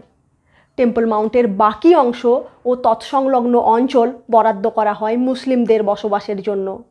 আর জেরুজালেমের যে অংশে রয়েছে চার্চ অফ দ্য হোলি সেপালকার, সেই সংলগ্ন এলাকাটি দেওয়া হয় খ্রিস্টানদের বসবাসের জন্য। তবে সমগ্র বিশ্বের নিরিখে এই অঞ্চলে ইহুদিদের জনসংখ্যা কমই ছিল। 1850 সালের দিকে এই অঞ্চলে মাত্র 4% ইহুদি বসবাস করত, আর সংখ্যাগরিষ্ঠ ইহুদিরা বসবাস করত ইউরোপের বিভিন্ন দেশগুলিতে। 19 শতাব্দী থেকে সমগ্র ইউরোপ জুড়ে দেখা দেয় তীব্র ইহুদি বিদ্বেষ, ইংরেজি পরিভাষায় যাকে বলা হয় অ্যান্টিসেমিটিজম। এই শব্দটি এসেছে সেমিটিক শব্দ থেকে। আফ্রো এশিয়াটিক ভাষাগোষ্ঠীর একটি শাখা হলো সেমিটিক ল্যাঙ্গুয়েজ, যা উত্তর আফ্রিকা ও দক্ষিণ পশ্চিম এশিয়ার বিস্তীর্ণ অঞ্চলে ব্যবহৃত হতো। আর এই সেমিটিক ল্যাঙ্গুয়েজের মধ্যে রয়েছে হিব্রু, অ্যারাবিকের মতো 7টি ভাষা। যেহেতু ইহুদিরা হিব্রু ভাষাগোষ্ঠীর অন্তর্গত, তাই তাদের ক্ষেত্রে সেমেটিক শব্দের ব্যবহার করা হতো। ঊনবিংশ শতাব্দীতে এই ইহুদি বিদ্বেষ তথা অ্যান্টিসেমিটিজমের সূত্রপাত ঘটে রাশিয়াতে। ইহুদিরা মূলত ব্যবসা বাণিজ্যের পেশাতে যুক্ত ছিল এবং তারা আর্থিক দিক থেকেও যথেষ্ট সমৃদ্ধ ছিল। আর রাশিয়াতে সে সময় উগ্র জাতীয়তাবাদী আন্দোলন দানা বাঁধছিল। এর ফলে সাধারণ মানুষের মনে ইহুদিদের প্রতি বিদ্বেষ জন্মাতে থাকে। তারা তাদের যাবতীয় সমস্যার জন্য ইহুদিদেরকেই দায়ী করতে শুরু করে। এতে ঘৃতাহুতি দেয় 1881 খ্রিস্টাব্দে রাশিয়ার জার দ্বিতীয় আলেকজান্ডারের হত্যা। প্রচার করে দেওয়া হয় যে ইহুদিরাই তাঁকে হত্যা করেছে, যার পরিপ্রেক্ষিতে শুরু হয় ইহুদিদের গণহত্যা। ইহুদিদের টার্গেট করে সরকারি মদতে বড় বড় দাঙ্গা ঘটানো শুরু হতে থাকে। এই সুপরিকল্পিত ইহুদি বিরোধী দাঙ্গাকে বলা হয় পোগ্রমস। এই সময় ইহুদিরা নিজেদের কয়েকটি অর্গানাইজেশন গড়ে তোলে, যাদেরকে বলা হতো হিব্বত জায়ন অর্থাৎ লাভার্স অফ জায়ন। এই সংগঠনগুলি পরবর্তীকালে জায়োনিজম মুভমেন্টের ভিত্তি স্থাপন করেছিল। জায়োনিজম হচ্ছে জিউইশ ন্যাশনালিস্ট মুভমেন্ট, যা ঊনবিংশ শতাব্দীর শেষের দিক থেকে মূলত ইউরোপ ও আমেরিকাতে শুরু হয়েছিল। জায়ন শব্দের উল্লেখ হিব্রু বাইবেলে পাওয়া যায়। সেখানে জেরুজালেমকে বোঝানোর জন্য এই জায়ন শব্দের ব্যবহার হতো।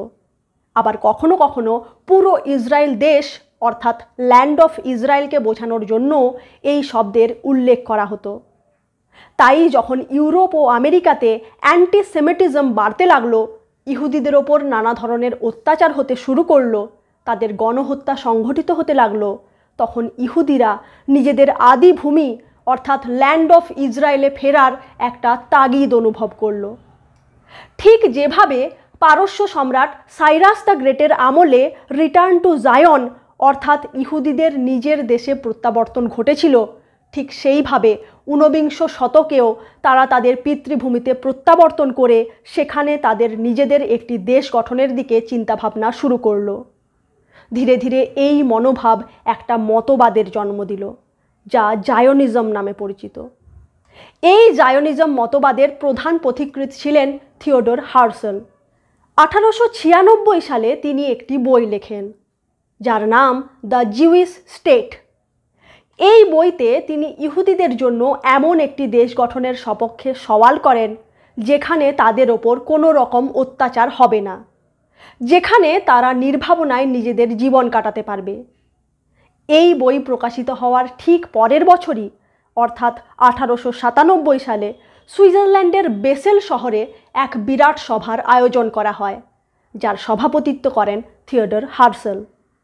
208 জন সম্ভ্রান্ত জ্ঞানীগুণী ইহুদি ব্যক্তিবর্গ এই সভাতে অংশগ্রহণ করেছিলেন। সবার সহমতিতে জায়োনিস্ট মুভমেন্টের ম্যানিফেস্টো প্রকাশ করা হয়। এই ম্যানিফেস্টোতে বলা হয় যে তাঁদের মতবাদ অর্থাৎ জায়োনিজম প্যালেস্টাইনে ইহুদিদের নিজস্ব দেশ গঠনের লক্ষ্যে কাজ করবে, আর তাঁদের এই লক্ষ্য পূরণের জন্য একটি সংগঠনও গড়ে তোলা হয়, যার নাম জায়োনিস্ট অর্গানাইজেশন। পরে 1960 সালে এর নাম পরিবর্তন করে রাখা হয় ওয়ার্ল্ড জায়োনিস্ট অর্গানাইজেশন। সমগ্র ইহুদি জাতির প্রতি থিওডর হার্সেলের এই অবদানের জন্য তাঁকে বলা হয় the father of modern political Zionism. এই ধরনের জাতীয়তাবাদী ভাবধারায় উদ্বুদ্ধ হয়ে মূলত পূর্ব ইউরোপের বিভিন্ন দেশ ও ইয়েমেন থেকে বহু সংখ্যক ইহুদি পরিবার অটোমান সাম্রাজ্যের শাসনাধীন সিরিয়া প্রভিন্সের সামারিয়া, জুডিয়া, গ্যালিলি ইত্যাদি স্থানে গিয়ে বসবাস করতে শুরু করে।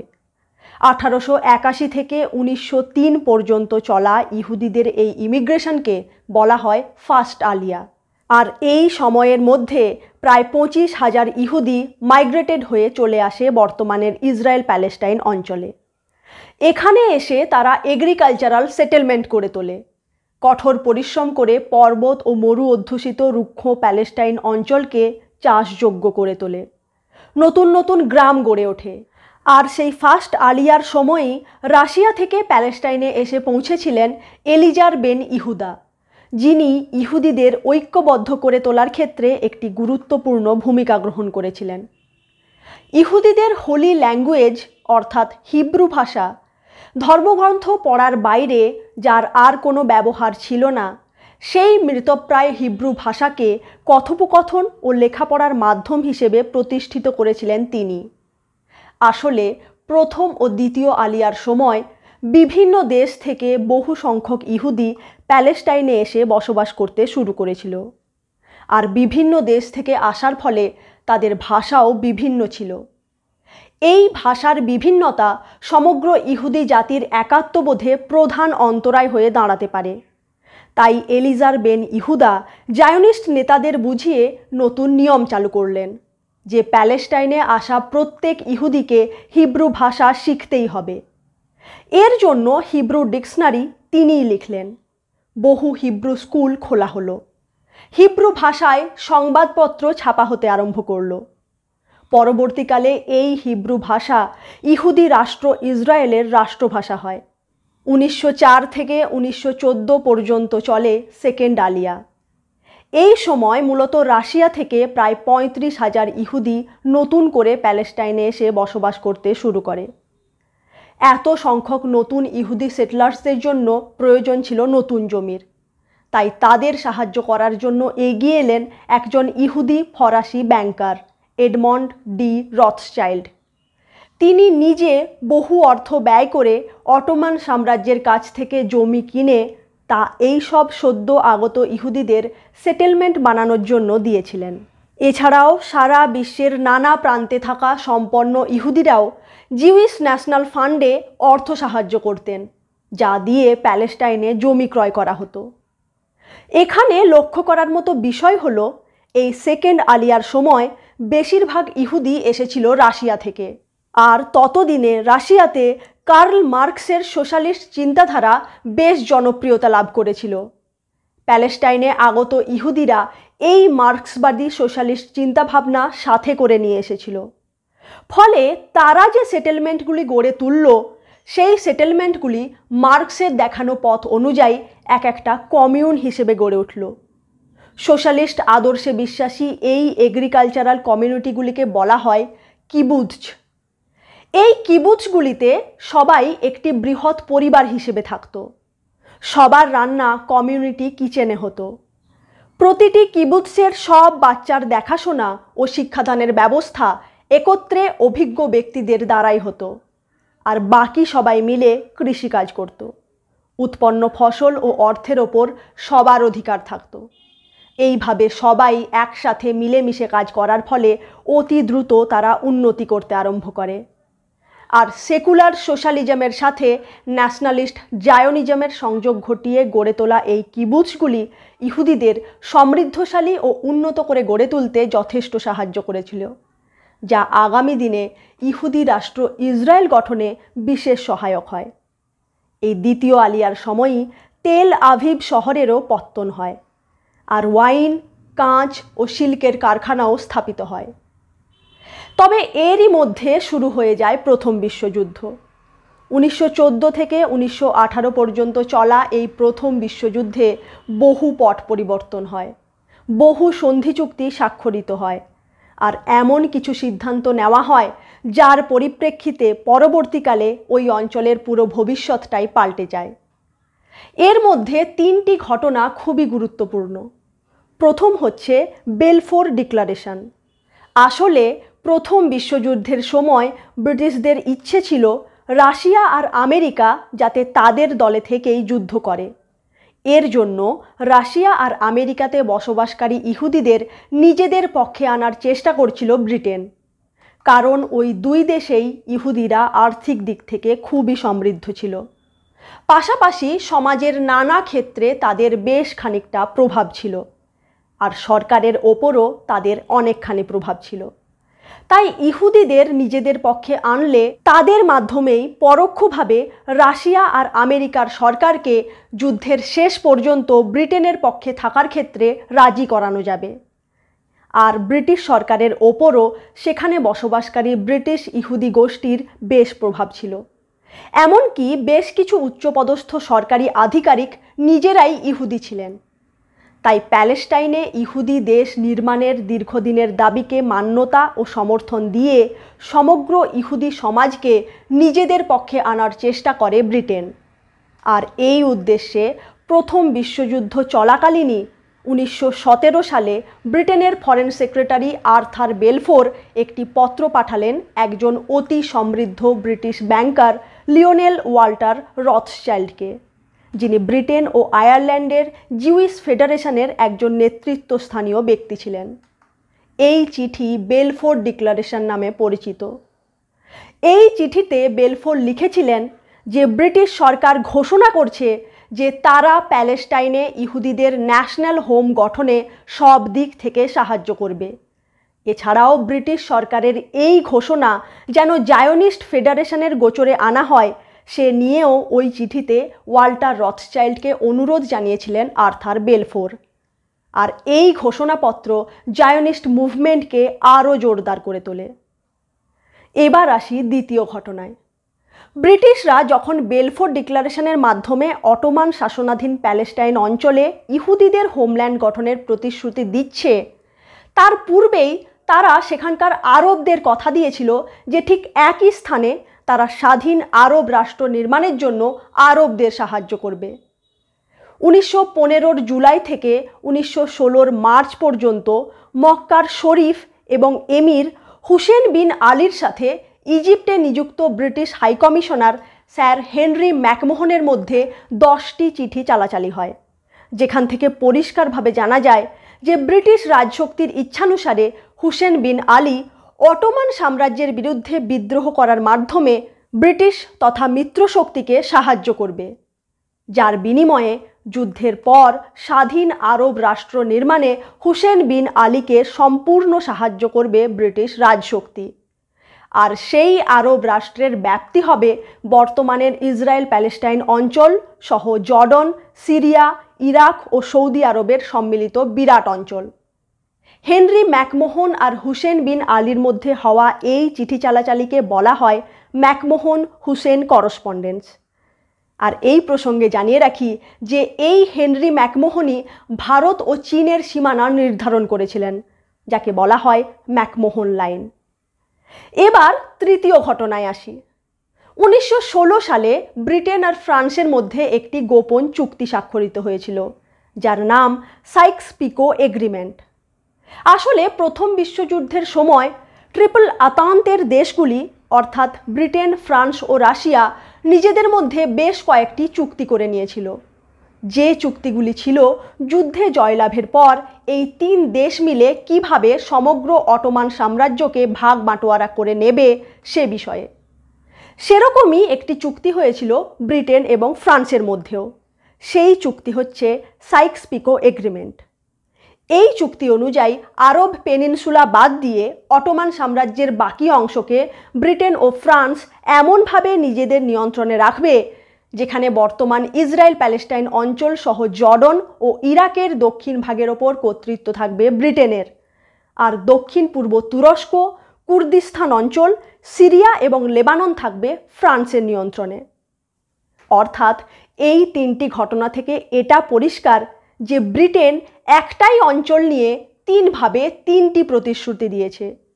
অর্থাৎ বর্তমানে যা পশ্চিম এশিয়ার সবচেয়ে বড় সমস্যা, সেই ইসরায়েল প্যালেস্টাইন সমস্যার বীজ প্রথম বিশ্বযুদ্ধের সময় মূলত ব্রিটেনের দ্বারাই প্রথিত হয়েছিল, একথা বললেও বোধহয় অত্যুক্তি করা হবে না। যাই হোক, প্রথম বিশ্বযুদ্ধে Germany, Austria Hungary, Ottoman empire ও বুলগেরিয়ার সম্মিলিত শক্তি সেন্ট্রাল পাওয়ারের হার হয়। আর হারের পর সদ্য গঠিত জাতিসংঘ ব্রিটেনকে সমগ্র প্যালেস্টাইন অঞ্চলের শাসনভার প্রদান করে। তবে প্রথম বিশ্বযুদ্ধের পর সমগ্র ইউরোপের রাজনৈতিক অবস্থার পরিবর্তন ঘটে। জার্মানি এবং রাশিয়াতে রাজতন্ত্রের অবসান ঘটে। পোল্যান্ড, লাটভিয়া, লিথুয়ানিয়ার মতো দেশগুলি রাশিয়া থেকে স্বাধীন হয়ে যায়। আর এই সমস্ত পরিবর্তনের সাথে সাথে যুদ্ধের ফলে সমগ্র ইউরোপের আর্থিক অবস্থাও খুবই খারাপ হয়ে গিয়েছিল। বিশ্বযুদ্ধের সময় ব্রিটেনের তরফ থেকে করা বেলফোর ডিক্লারেশনের কথাও ততদিনে পুরো ইহুদি সমাজের মধ্যে প্রচারিত হয়ে গিয়েছিল। তাই নানা সমস্যায় জর্জরিত ইহুদিরা নতুন সুযোগের আশায় এবং অ্যান্টিসেমিটিজমের কারণে অত্যাচার থেকে বাঁচতে পুনরায় দলে দলে প্যালেস্টাইনের উদ্দেশ্যে যাত্রা শুরু করে। এই মাইগ্রেশনকে বলা হয় থার্ড আলিয়া, যা চলেছিল 1919 থেকে 1923 পর্যন্ত। আর এই থার্ড আলিয়াতে প্রায় 35,000 থেকে 40,000 ইহুদি প্যালেস্টাইনে আসে। এর ফলে প্যালেস্টাইনের জনসংখ্যা হঠাৎ করে বৃদ্ধি পায়। প্যালেস্টাইনের অর্থনীতির ওপর প্রচুর চাপ পড়ে। ফলে আগে থেকে সেখানে বসবাসকারী আরবদের মধ্যে বিক্ষোভের সঞ্চার হয়। তাদের ভূমিতে এই ক্রমবর্ধমান ইহুদি জনগোষ্ঠীর বিরুদ্ধে আরব প্যালেস্টিনীয়দের মনোভাব ক্রমশ বিরূপ হয়ে উঠতে থাকে। এই পরিপ্রেক্ষিতে এই দুই গোষ্ঠীর মধ্যে সংঘর্ষের সূত্রপাত হয়। তবে এই উত্তপ্ত পরিস্থিতিতেও ইহুদিদের প্যালেস্টাইনে আসার হার না কমে ক্রমশ বাড়তে থাকে। তীব্র অর্থনৈতিক সংকটের মধ্যেই প্যালেস্টাইনে আসতে থাকে অসংখ্য নতুন ইহুদি ইমিগ্র্যান্ট। 1924 থেকে 1928 মধ্যে হওয়া চতুর্থ আলিয়াতে প্রায় 80,000 ইহুদি এসে পৌঁছয় প্যালেস্টাইনে। আর এতে ক্রমশ শঙ্কিত হয়ে উঠতে থাকে প্যালেস্টাইনে বসবাসকারী আরব প্যালেস্টিনীয়রা। এরকম চলতে থাকলে ইহুদিরা অচিরেই প্যালেস্টাইনে সংখ্যাগরিষ্ঠ হয়ে পড়বে। ফলে এই অঞ্চলের ওপর আর তাদের কর্তৃত্ব থাকবে না। এই আশঙ্কায় 1930-এর দশকের শেষের দিক থেকে প্যালেস্টিনীয় আরবরা বিদ্রোহ শুরু করে। এই সময় গড়ে ওঠে ব্ল্যাক হ্যান্ড নামক একটি অ্যান্টি জায়নিস্ট ও অ্যান্টি ব্রিটিশ মিলিট্যান্ট গ্রুপ, যারা ইহুদিদের সেটেলমেন্টগুলিতে আচমকা আক্রমণ চালায়, বহু ইহুদিকে হত্যা করে, এমনকি ব্রিটিশ কর্তৃপক্ষের ওপরও আক্রমণ করতে থাকে। এদের বিরুদ্ধে জায়নিস্ট মিলিট্যান্ট গ্রুপ হাগানা পাল্টা আক্রমণ চালাতে থাকে।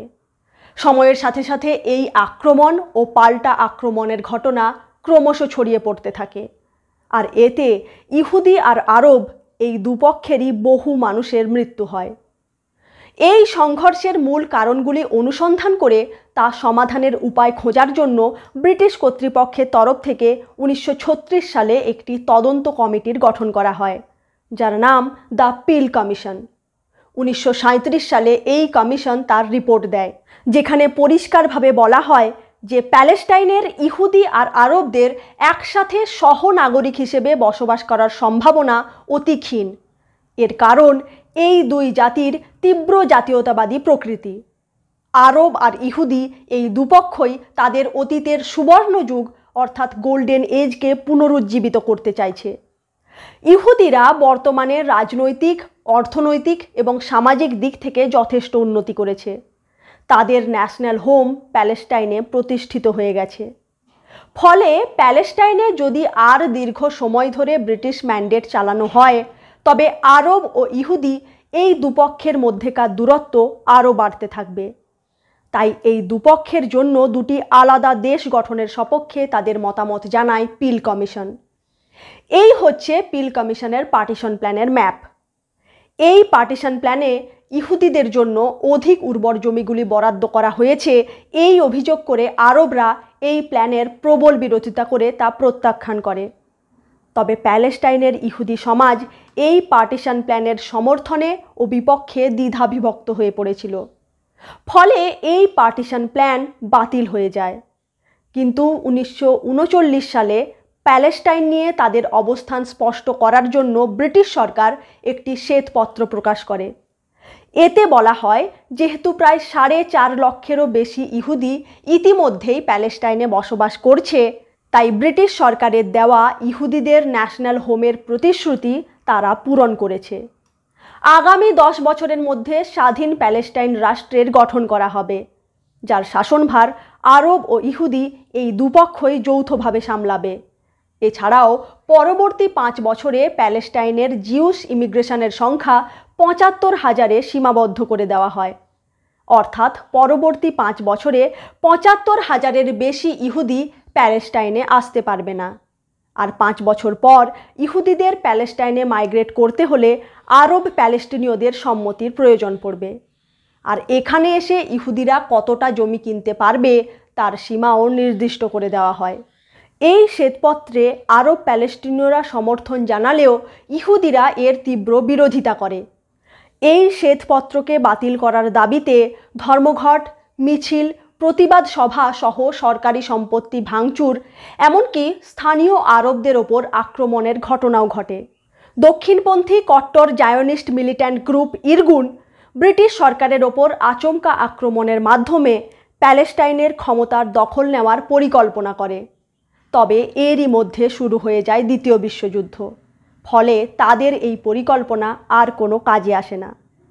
প্যালেস্টাইনে যখন এই সব কিছু ঘটছিল, তখন ইউরোপের পরিস্থিতি কেমন ছিল এবার তার দিকে খানিকটা দৃষ্টিপাত করা প্রয়োজন।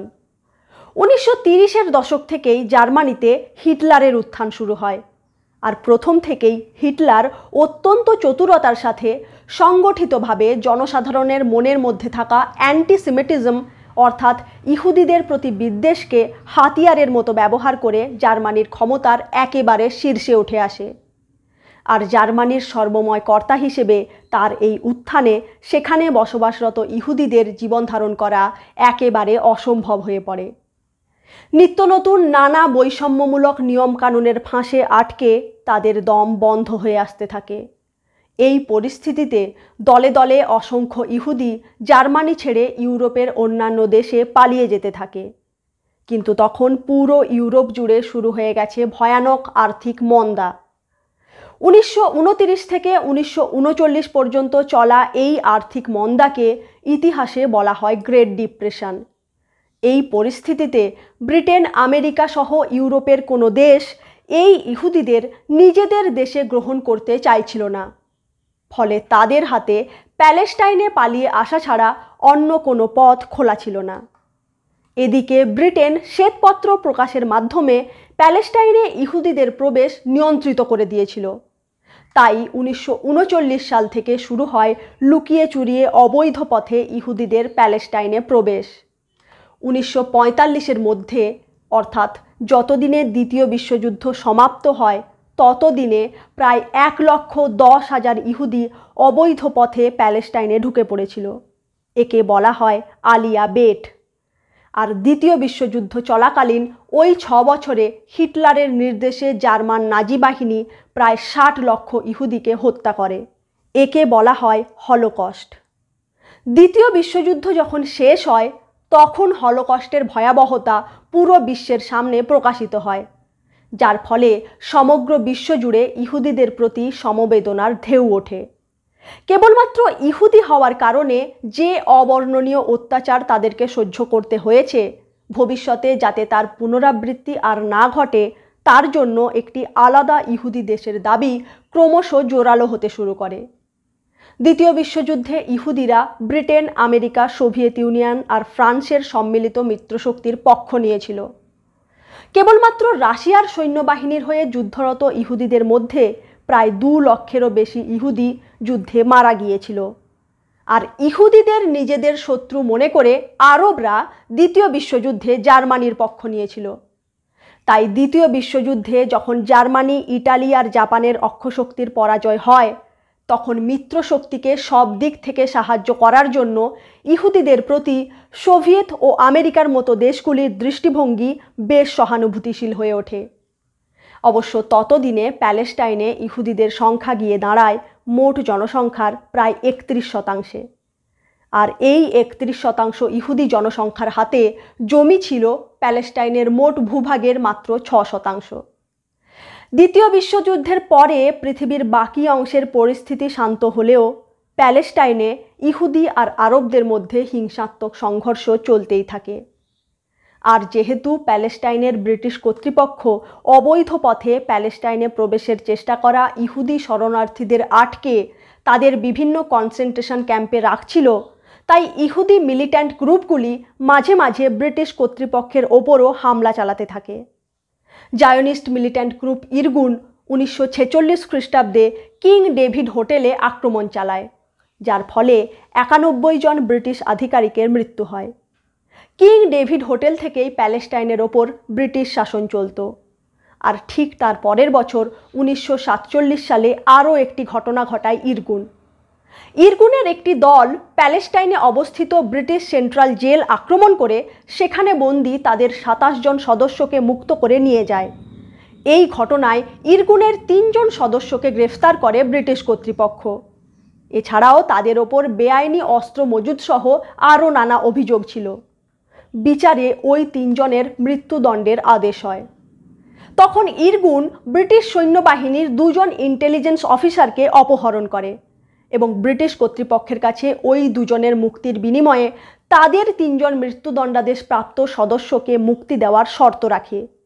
কিন্তু এতে কর্ণপাত না করে ব্রিটিশ কর্তৃপক্ষ ওই 3 জনের মৃত্যুদণ্ড কার্যকরী করে দেয়। এর বদলা নেওয়ার জন্য ইরগুন ওই 2 জন ব্রিটিশ ইন্টেলিজেন্স অফিসারকে প্রকাশ্যে গাছে ঝুলিয়ে হত্যা করে। এবার ব্রিটিশ কর্তৃপক্ষ বুঝতে পারে যে প্যালেস্টাইনের পরিস্থিতি তাদের নিয়ন্ত্রণের বাইরে চলে গেছে।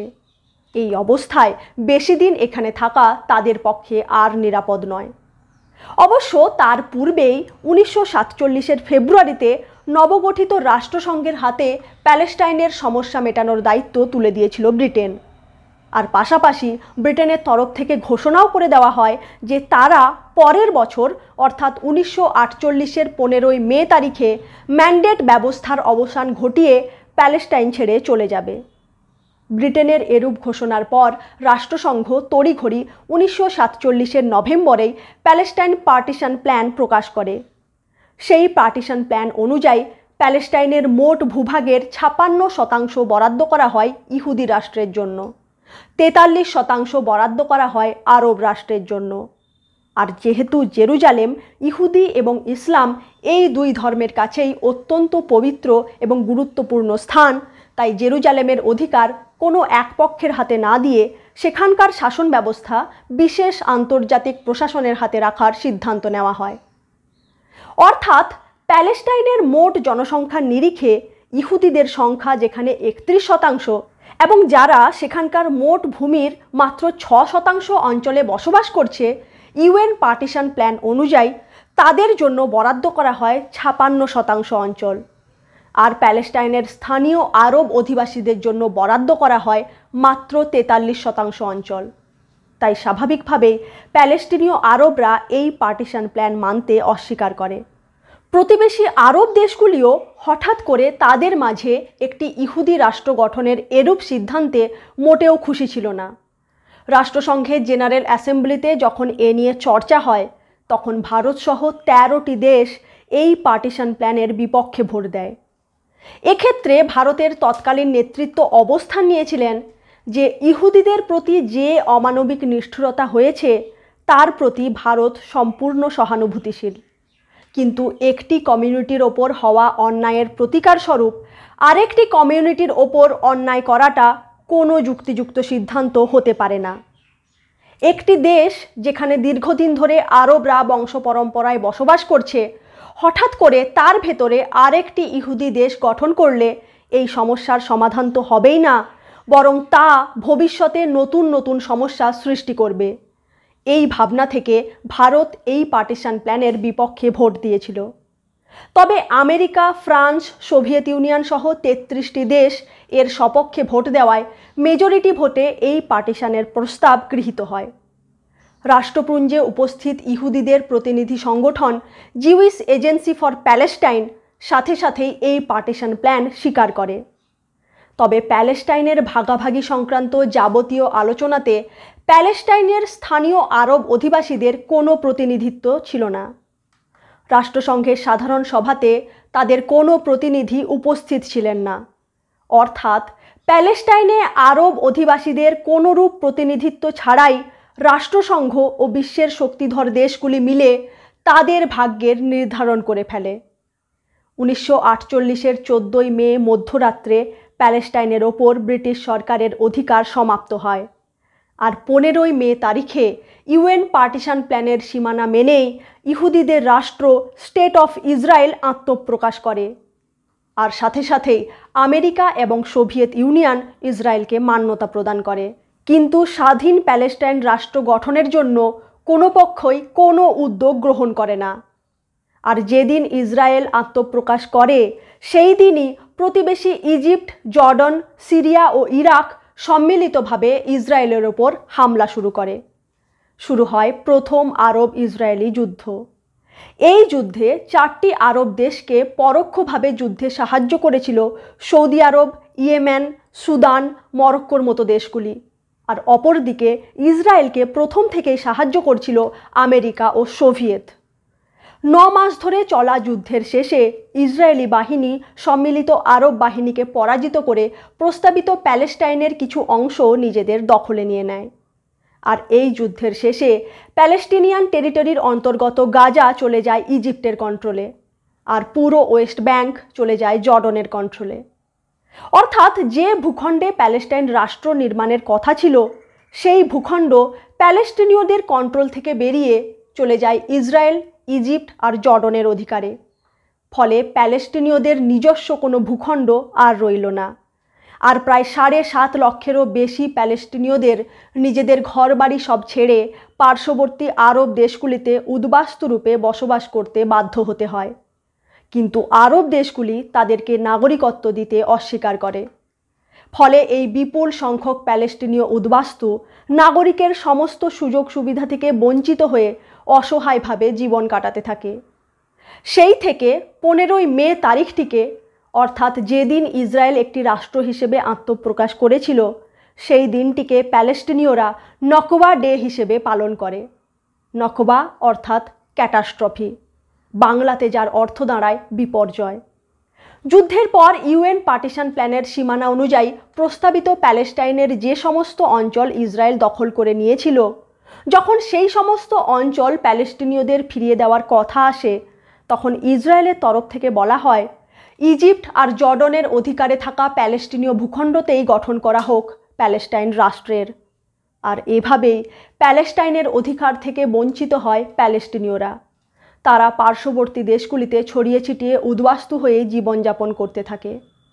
ইসরায়েলের হাতে আরব দেশগুলির পরাজয়ের বদলা নেওয়ার জন্য তারা পুনরায় সম্মিলিতভাবে ইসরায়েলের ওপর আক্রমণের পরিকল্পনা করতে থাকে। এই সময় ইজিপ্টের রাষ্ট্রপতি আবদেল নাসের সুয়েজ ক্যানালকে ন্যাশনালাইজ করে দেন এবং ইসরায়েলে যাতায়াতকারী জাহাজগুলিকে পারাপারের অনুমতি দেওয়া হয় না। সুয়েজ ক্যানাল পশ্চিম এশিয়ার সাথে ইউরোপের যোগাযোগের প্রধান মাধ্যম। ইজিপ্টের এই পদক্ষেপের ফলে ইসরায়েলের সমুদ্রপথ প্রায় বন্ধ হয়ে যায়। আর এর পরিপ্রেক্ষিতে ইসরায়েল, ব্রিটেন ও ফ্রান্স একযোগে ইজিপ্টের ওপর আক্রমণ করে।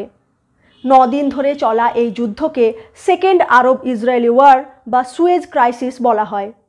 এই যুদ্ধের শেষে ইজিপ্টের সিনাই পেনিনসুলা কবজা করে নেয় ইসরায়েল।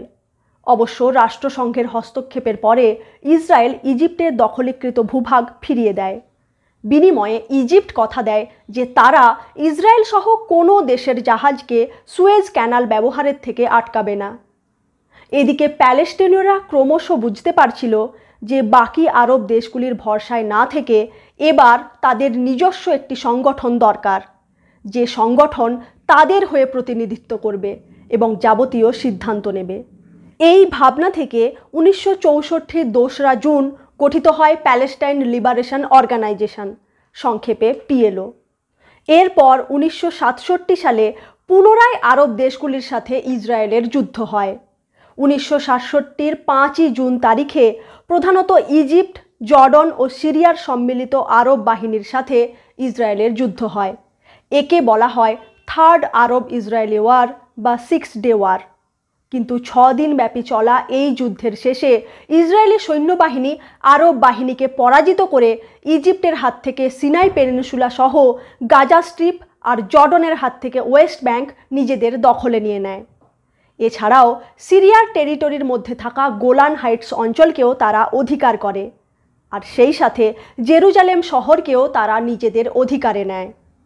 যে জেরুজালেম ইহুদিদের কাছে অত্যন্ত পবিত্র স্থান এবং যাকে তারা ইসরায়েলের রাজধানী করতে চেয়েছিল, সেই জেরুজালেম এতদিনে তাদের দখলে আসে। সেই থেকে জেরুজালেম বিজয়ের সেই দিনটিকে প্রতি বছর তারা জেরুজালেম ডে হিসেবে পালন করে আসছে। আর পুরো জেরুজালেম শহর সহ জুডিয়া ও সামারিয়া অঞ্চলের মতো বিবলিক্যাল এরিয়াগুলির দখল নেওয়ার পর সমগ্র ওয়েস্ট ব্যাংকে নিজেদের কবজায় আনার লক্ষ্যে ইসরায়েল সরকার ওয়েস্ট ব্যাংকের অন্তর্গত ওই সব অঞ্চলগুলিতে নতুন নতুন ইহুদি সেটেলমেন্ট গড়ে তোলার কাজ শুরু করে। এছাড়াও সেখানকার আরব জনগোষ্ঠীকে ইসরায়েলি মিলিটারি শাসনের আন্ডারে রাখা হয়, যা আজ পর্যন্ত চলে আসছে। 1973 সালে আরও একবার যুদ্ধ হয় ইসরায়েল আর আরব দেশগুলোর মধ্যে। ইজিপ্ট ও সিরিয়ার নেতৃত্বে আরব কোয়ালিশন ফোর্স আচমকা আক্রমণ করে ইসরায়েলের ওপর। সেই দিনটি ছিল ইহুদিদের ইয়াম কিপ্পুর উৎসবের দিন, তাই একে ইয়াম কিপ্পুর ওয়ারও বলা হয়। আর মুসলমানরা এই যুদ্ধকে বলে রমজান ওয়ার, কারণ তখন রমজান মাস চলছিল। সে সময় আমেরিকা আর সোভিয়েতের মধ্যে চলছিল কোল্ড ওয়ার, আর এই কোল্ড ওয়ারের প্রভাবও পড়েছিল এই যুদ্ধে। ফলে ইসরায়েলকে সরাসরি সাহায্য করছিল আমেরিকা আর আরব বাহিনীকে সাহায্য করছিল সোভিয়েত। এই যুদ্ধেও আরব কোয়ালিশন ফোর্সকে পরাজিত করে পুনরায় ইজিপ্টের সিনাই পেনিনসুলা দখল করে নেয় ইসরায়েল। পুনরায় রাষ্ট্রসংঘের হস্তক্ষেপে সব পক্ষই যুদ্ধবিরতিতে সম্মত হয়। আর ইজিপ্টের তৎকালীন রাষ্ট্রপতি আনোয়ার সাদাত সিনাই পেনিনসুলার ওপর থেকে ইসরায়েলি কন্ট্রোল সরিয়ে নেওয়ার বিনিময়ে ইসরায়েলের প্রধানমন্ত্রী মেনাহেম বেগিনের সাথে শান্তি চুক্তি স্বাক্ষর করতে বাধ্য হন।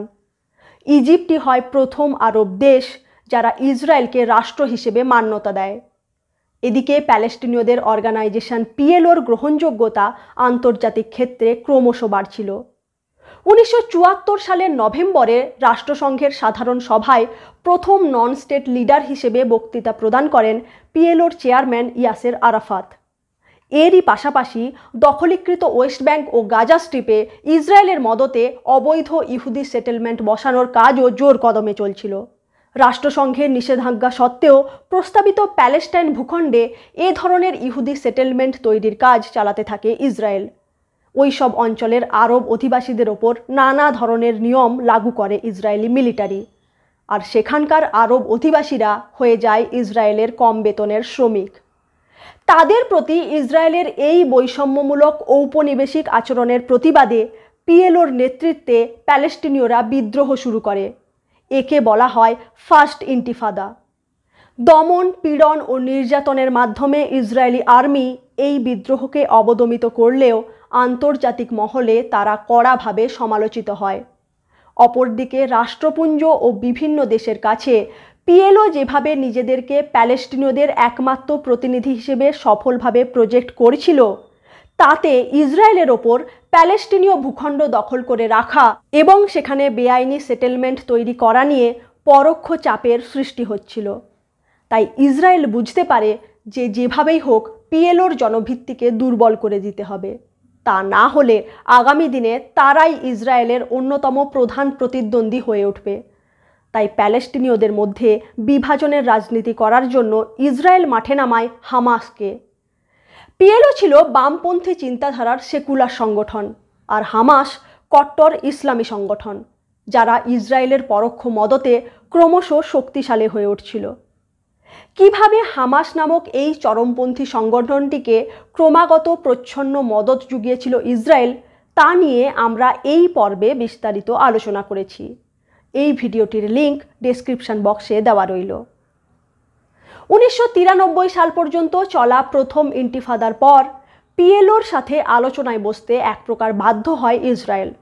নরওয়ের অসলোতে দুপক্ষের গোপন সাক্ষাতের পর 1993 সালের 13 সেপ্টেম্বর পিএলওর প্রধান ইয়াসের আরাফাত, ইসরায়েলের প্রধানমন্ত্রী ইৎজাক রবিন ও মার্কিন রাষ্ট্রপতি বিল ক্লিন্টনের উপস্থিতিতে ইসরায়েলের বিদেশমন্ত্রী শিমন পেরেজ আর পিএলওর নেগোসিয়েটর মেহমুদ আব্বাসের মধ্যে অসলো অ্যাকর্ড শান্তি চুক্তি স্বাক্ষরিত হয়।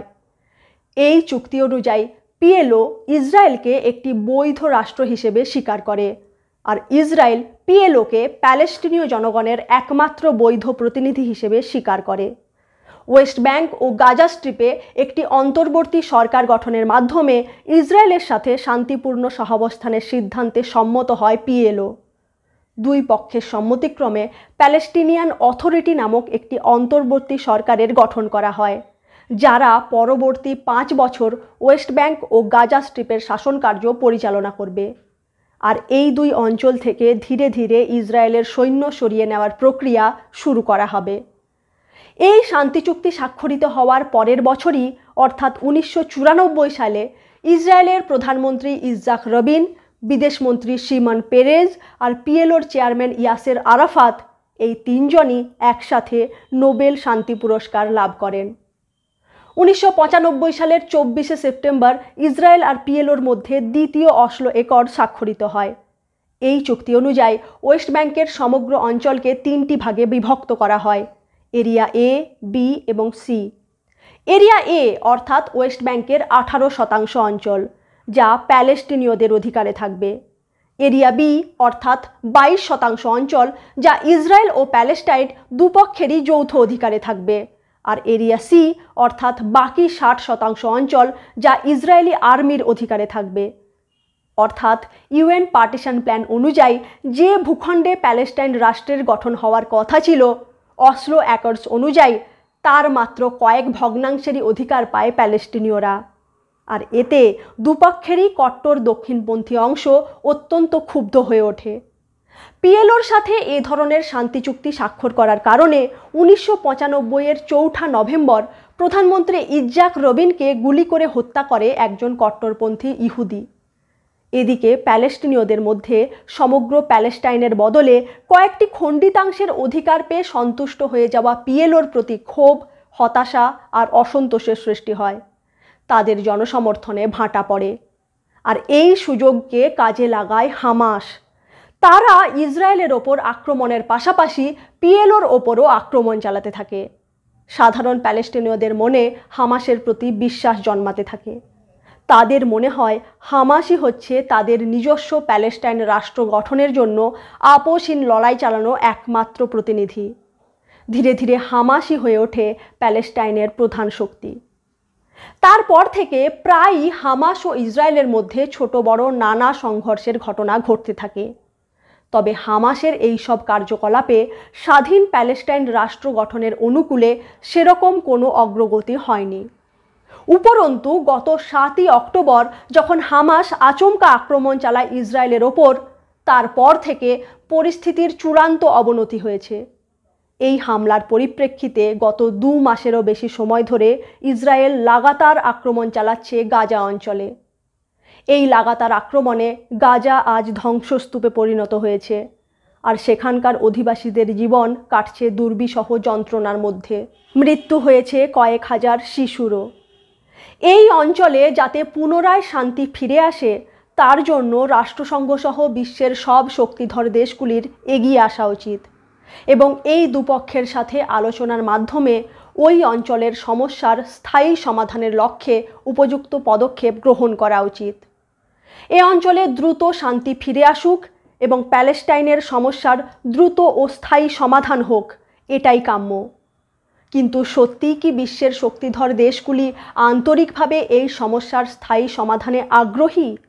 কি মনে হয় আপনাদের, তা কমেন্টের মাধ্যমে আমাদের জানান।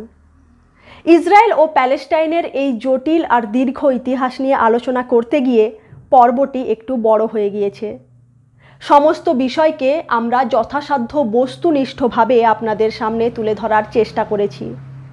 এ বিষয়ে আপনাদের সুচিন্তিত মতামতের অপেক্ষায় রইলাম। দেখা হচ্ছে আগামী পর্বে অন্য কোনো বিষয় নিয়ে। ভালো থাকুন, সুস্থ থাকুন। ধন্যবাদ।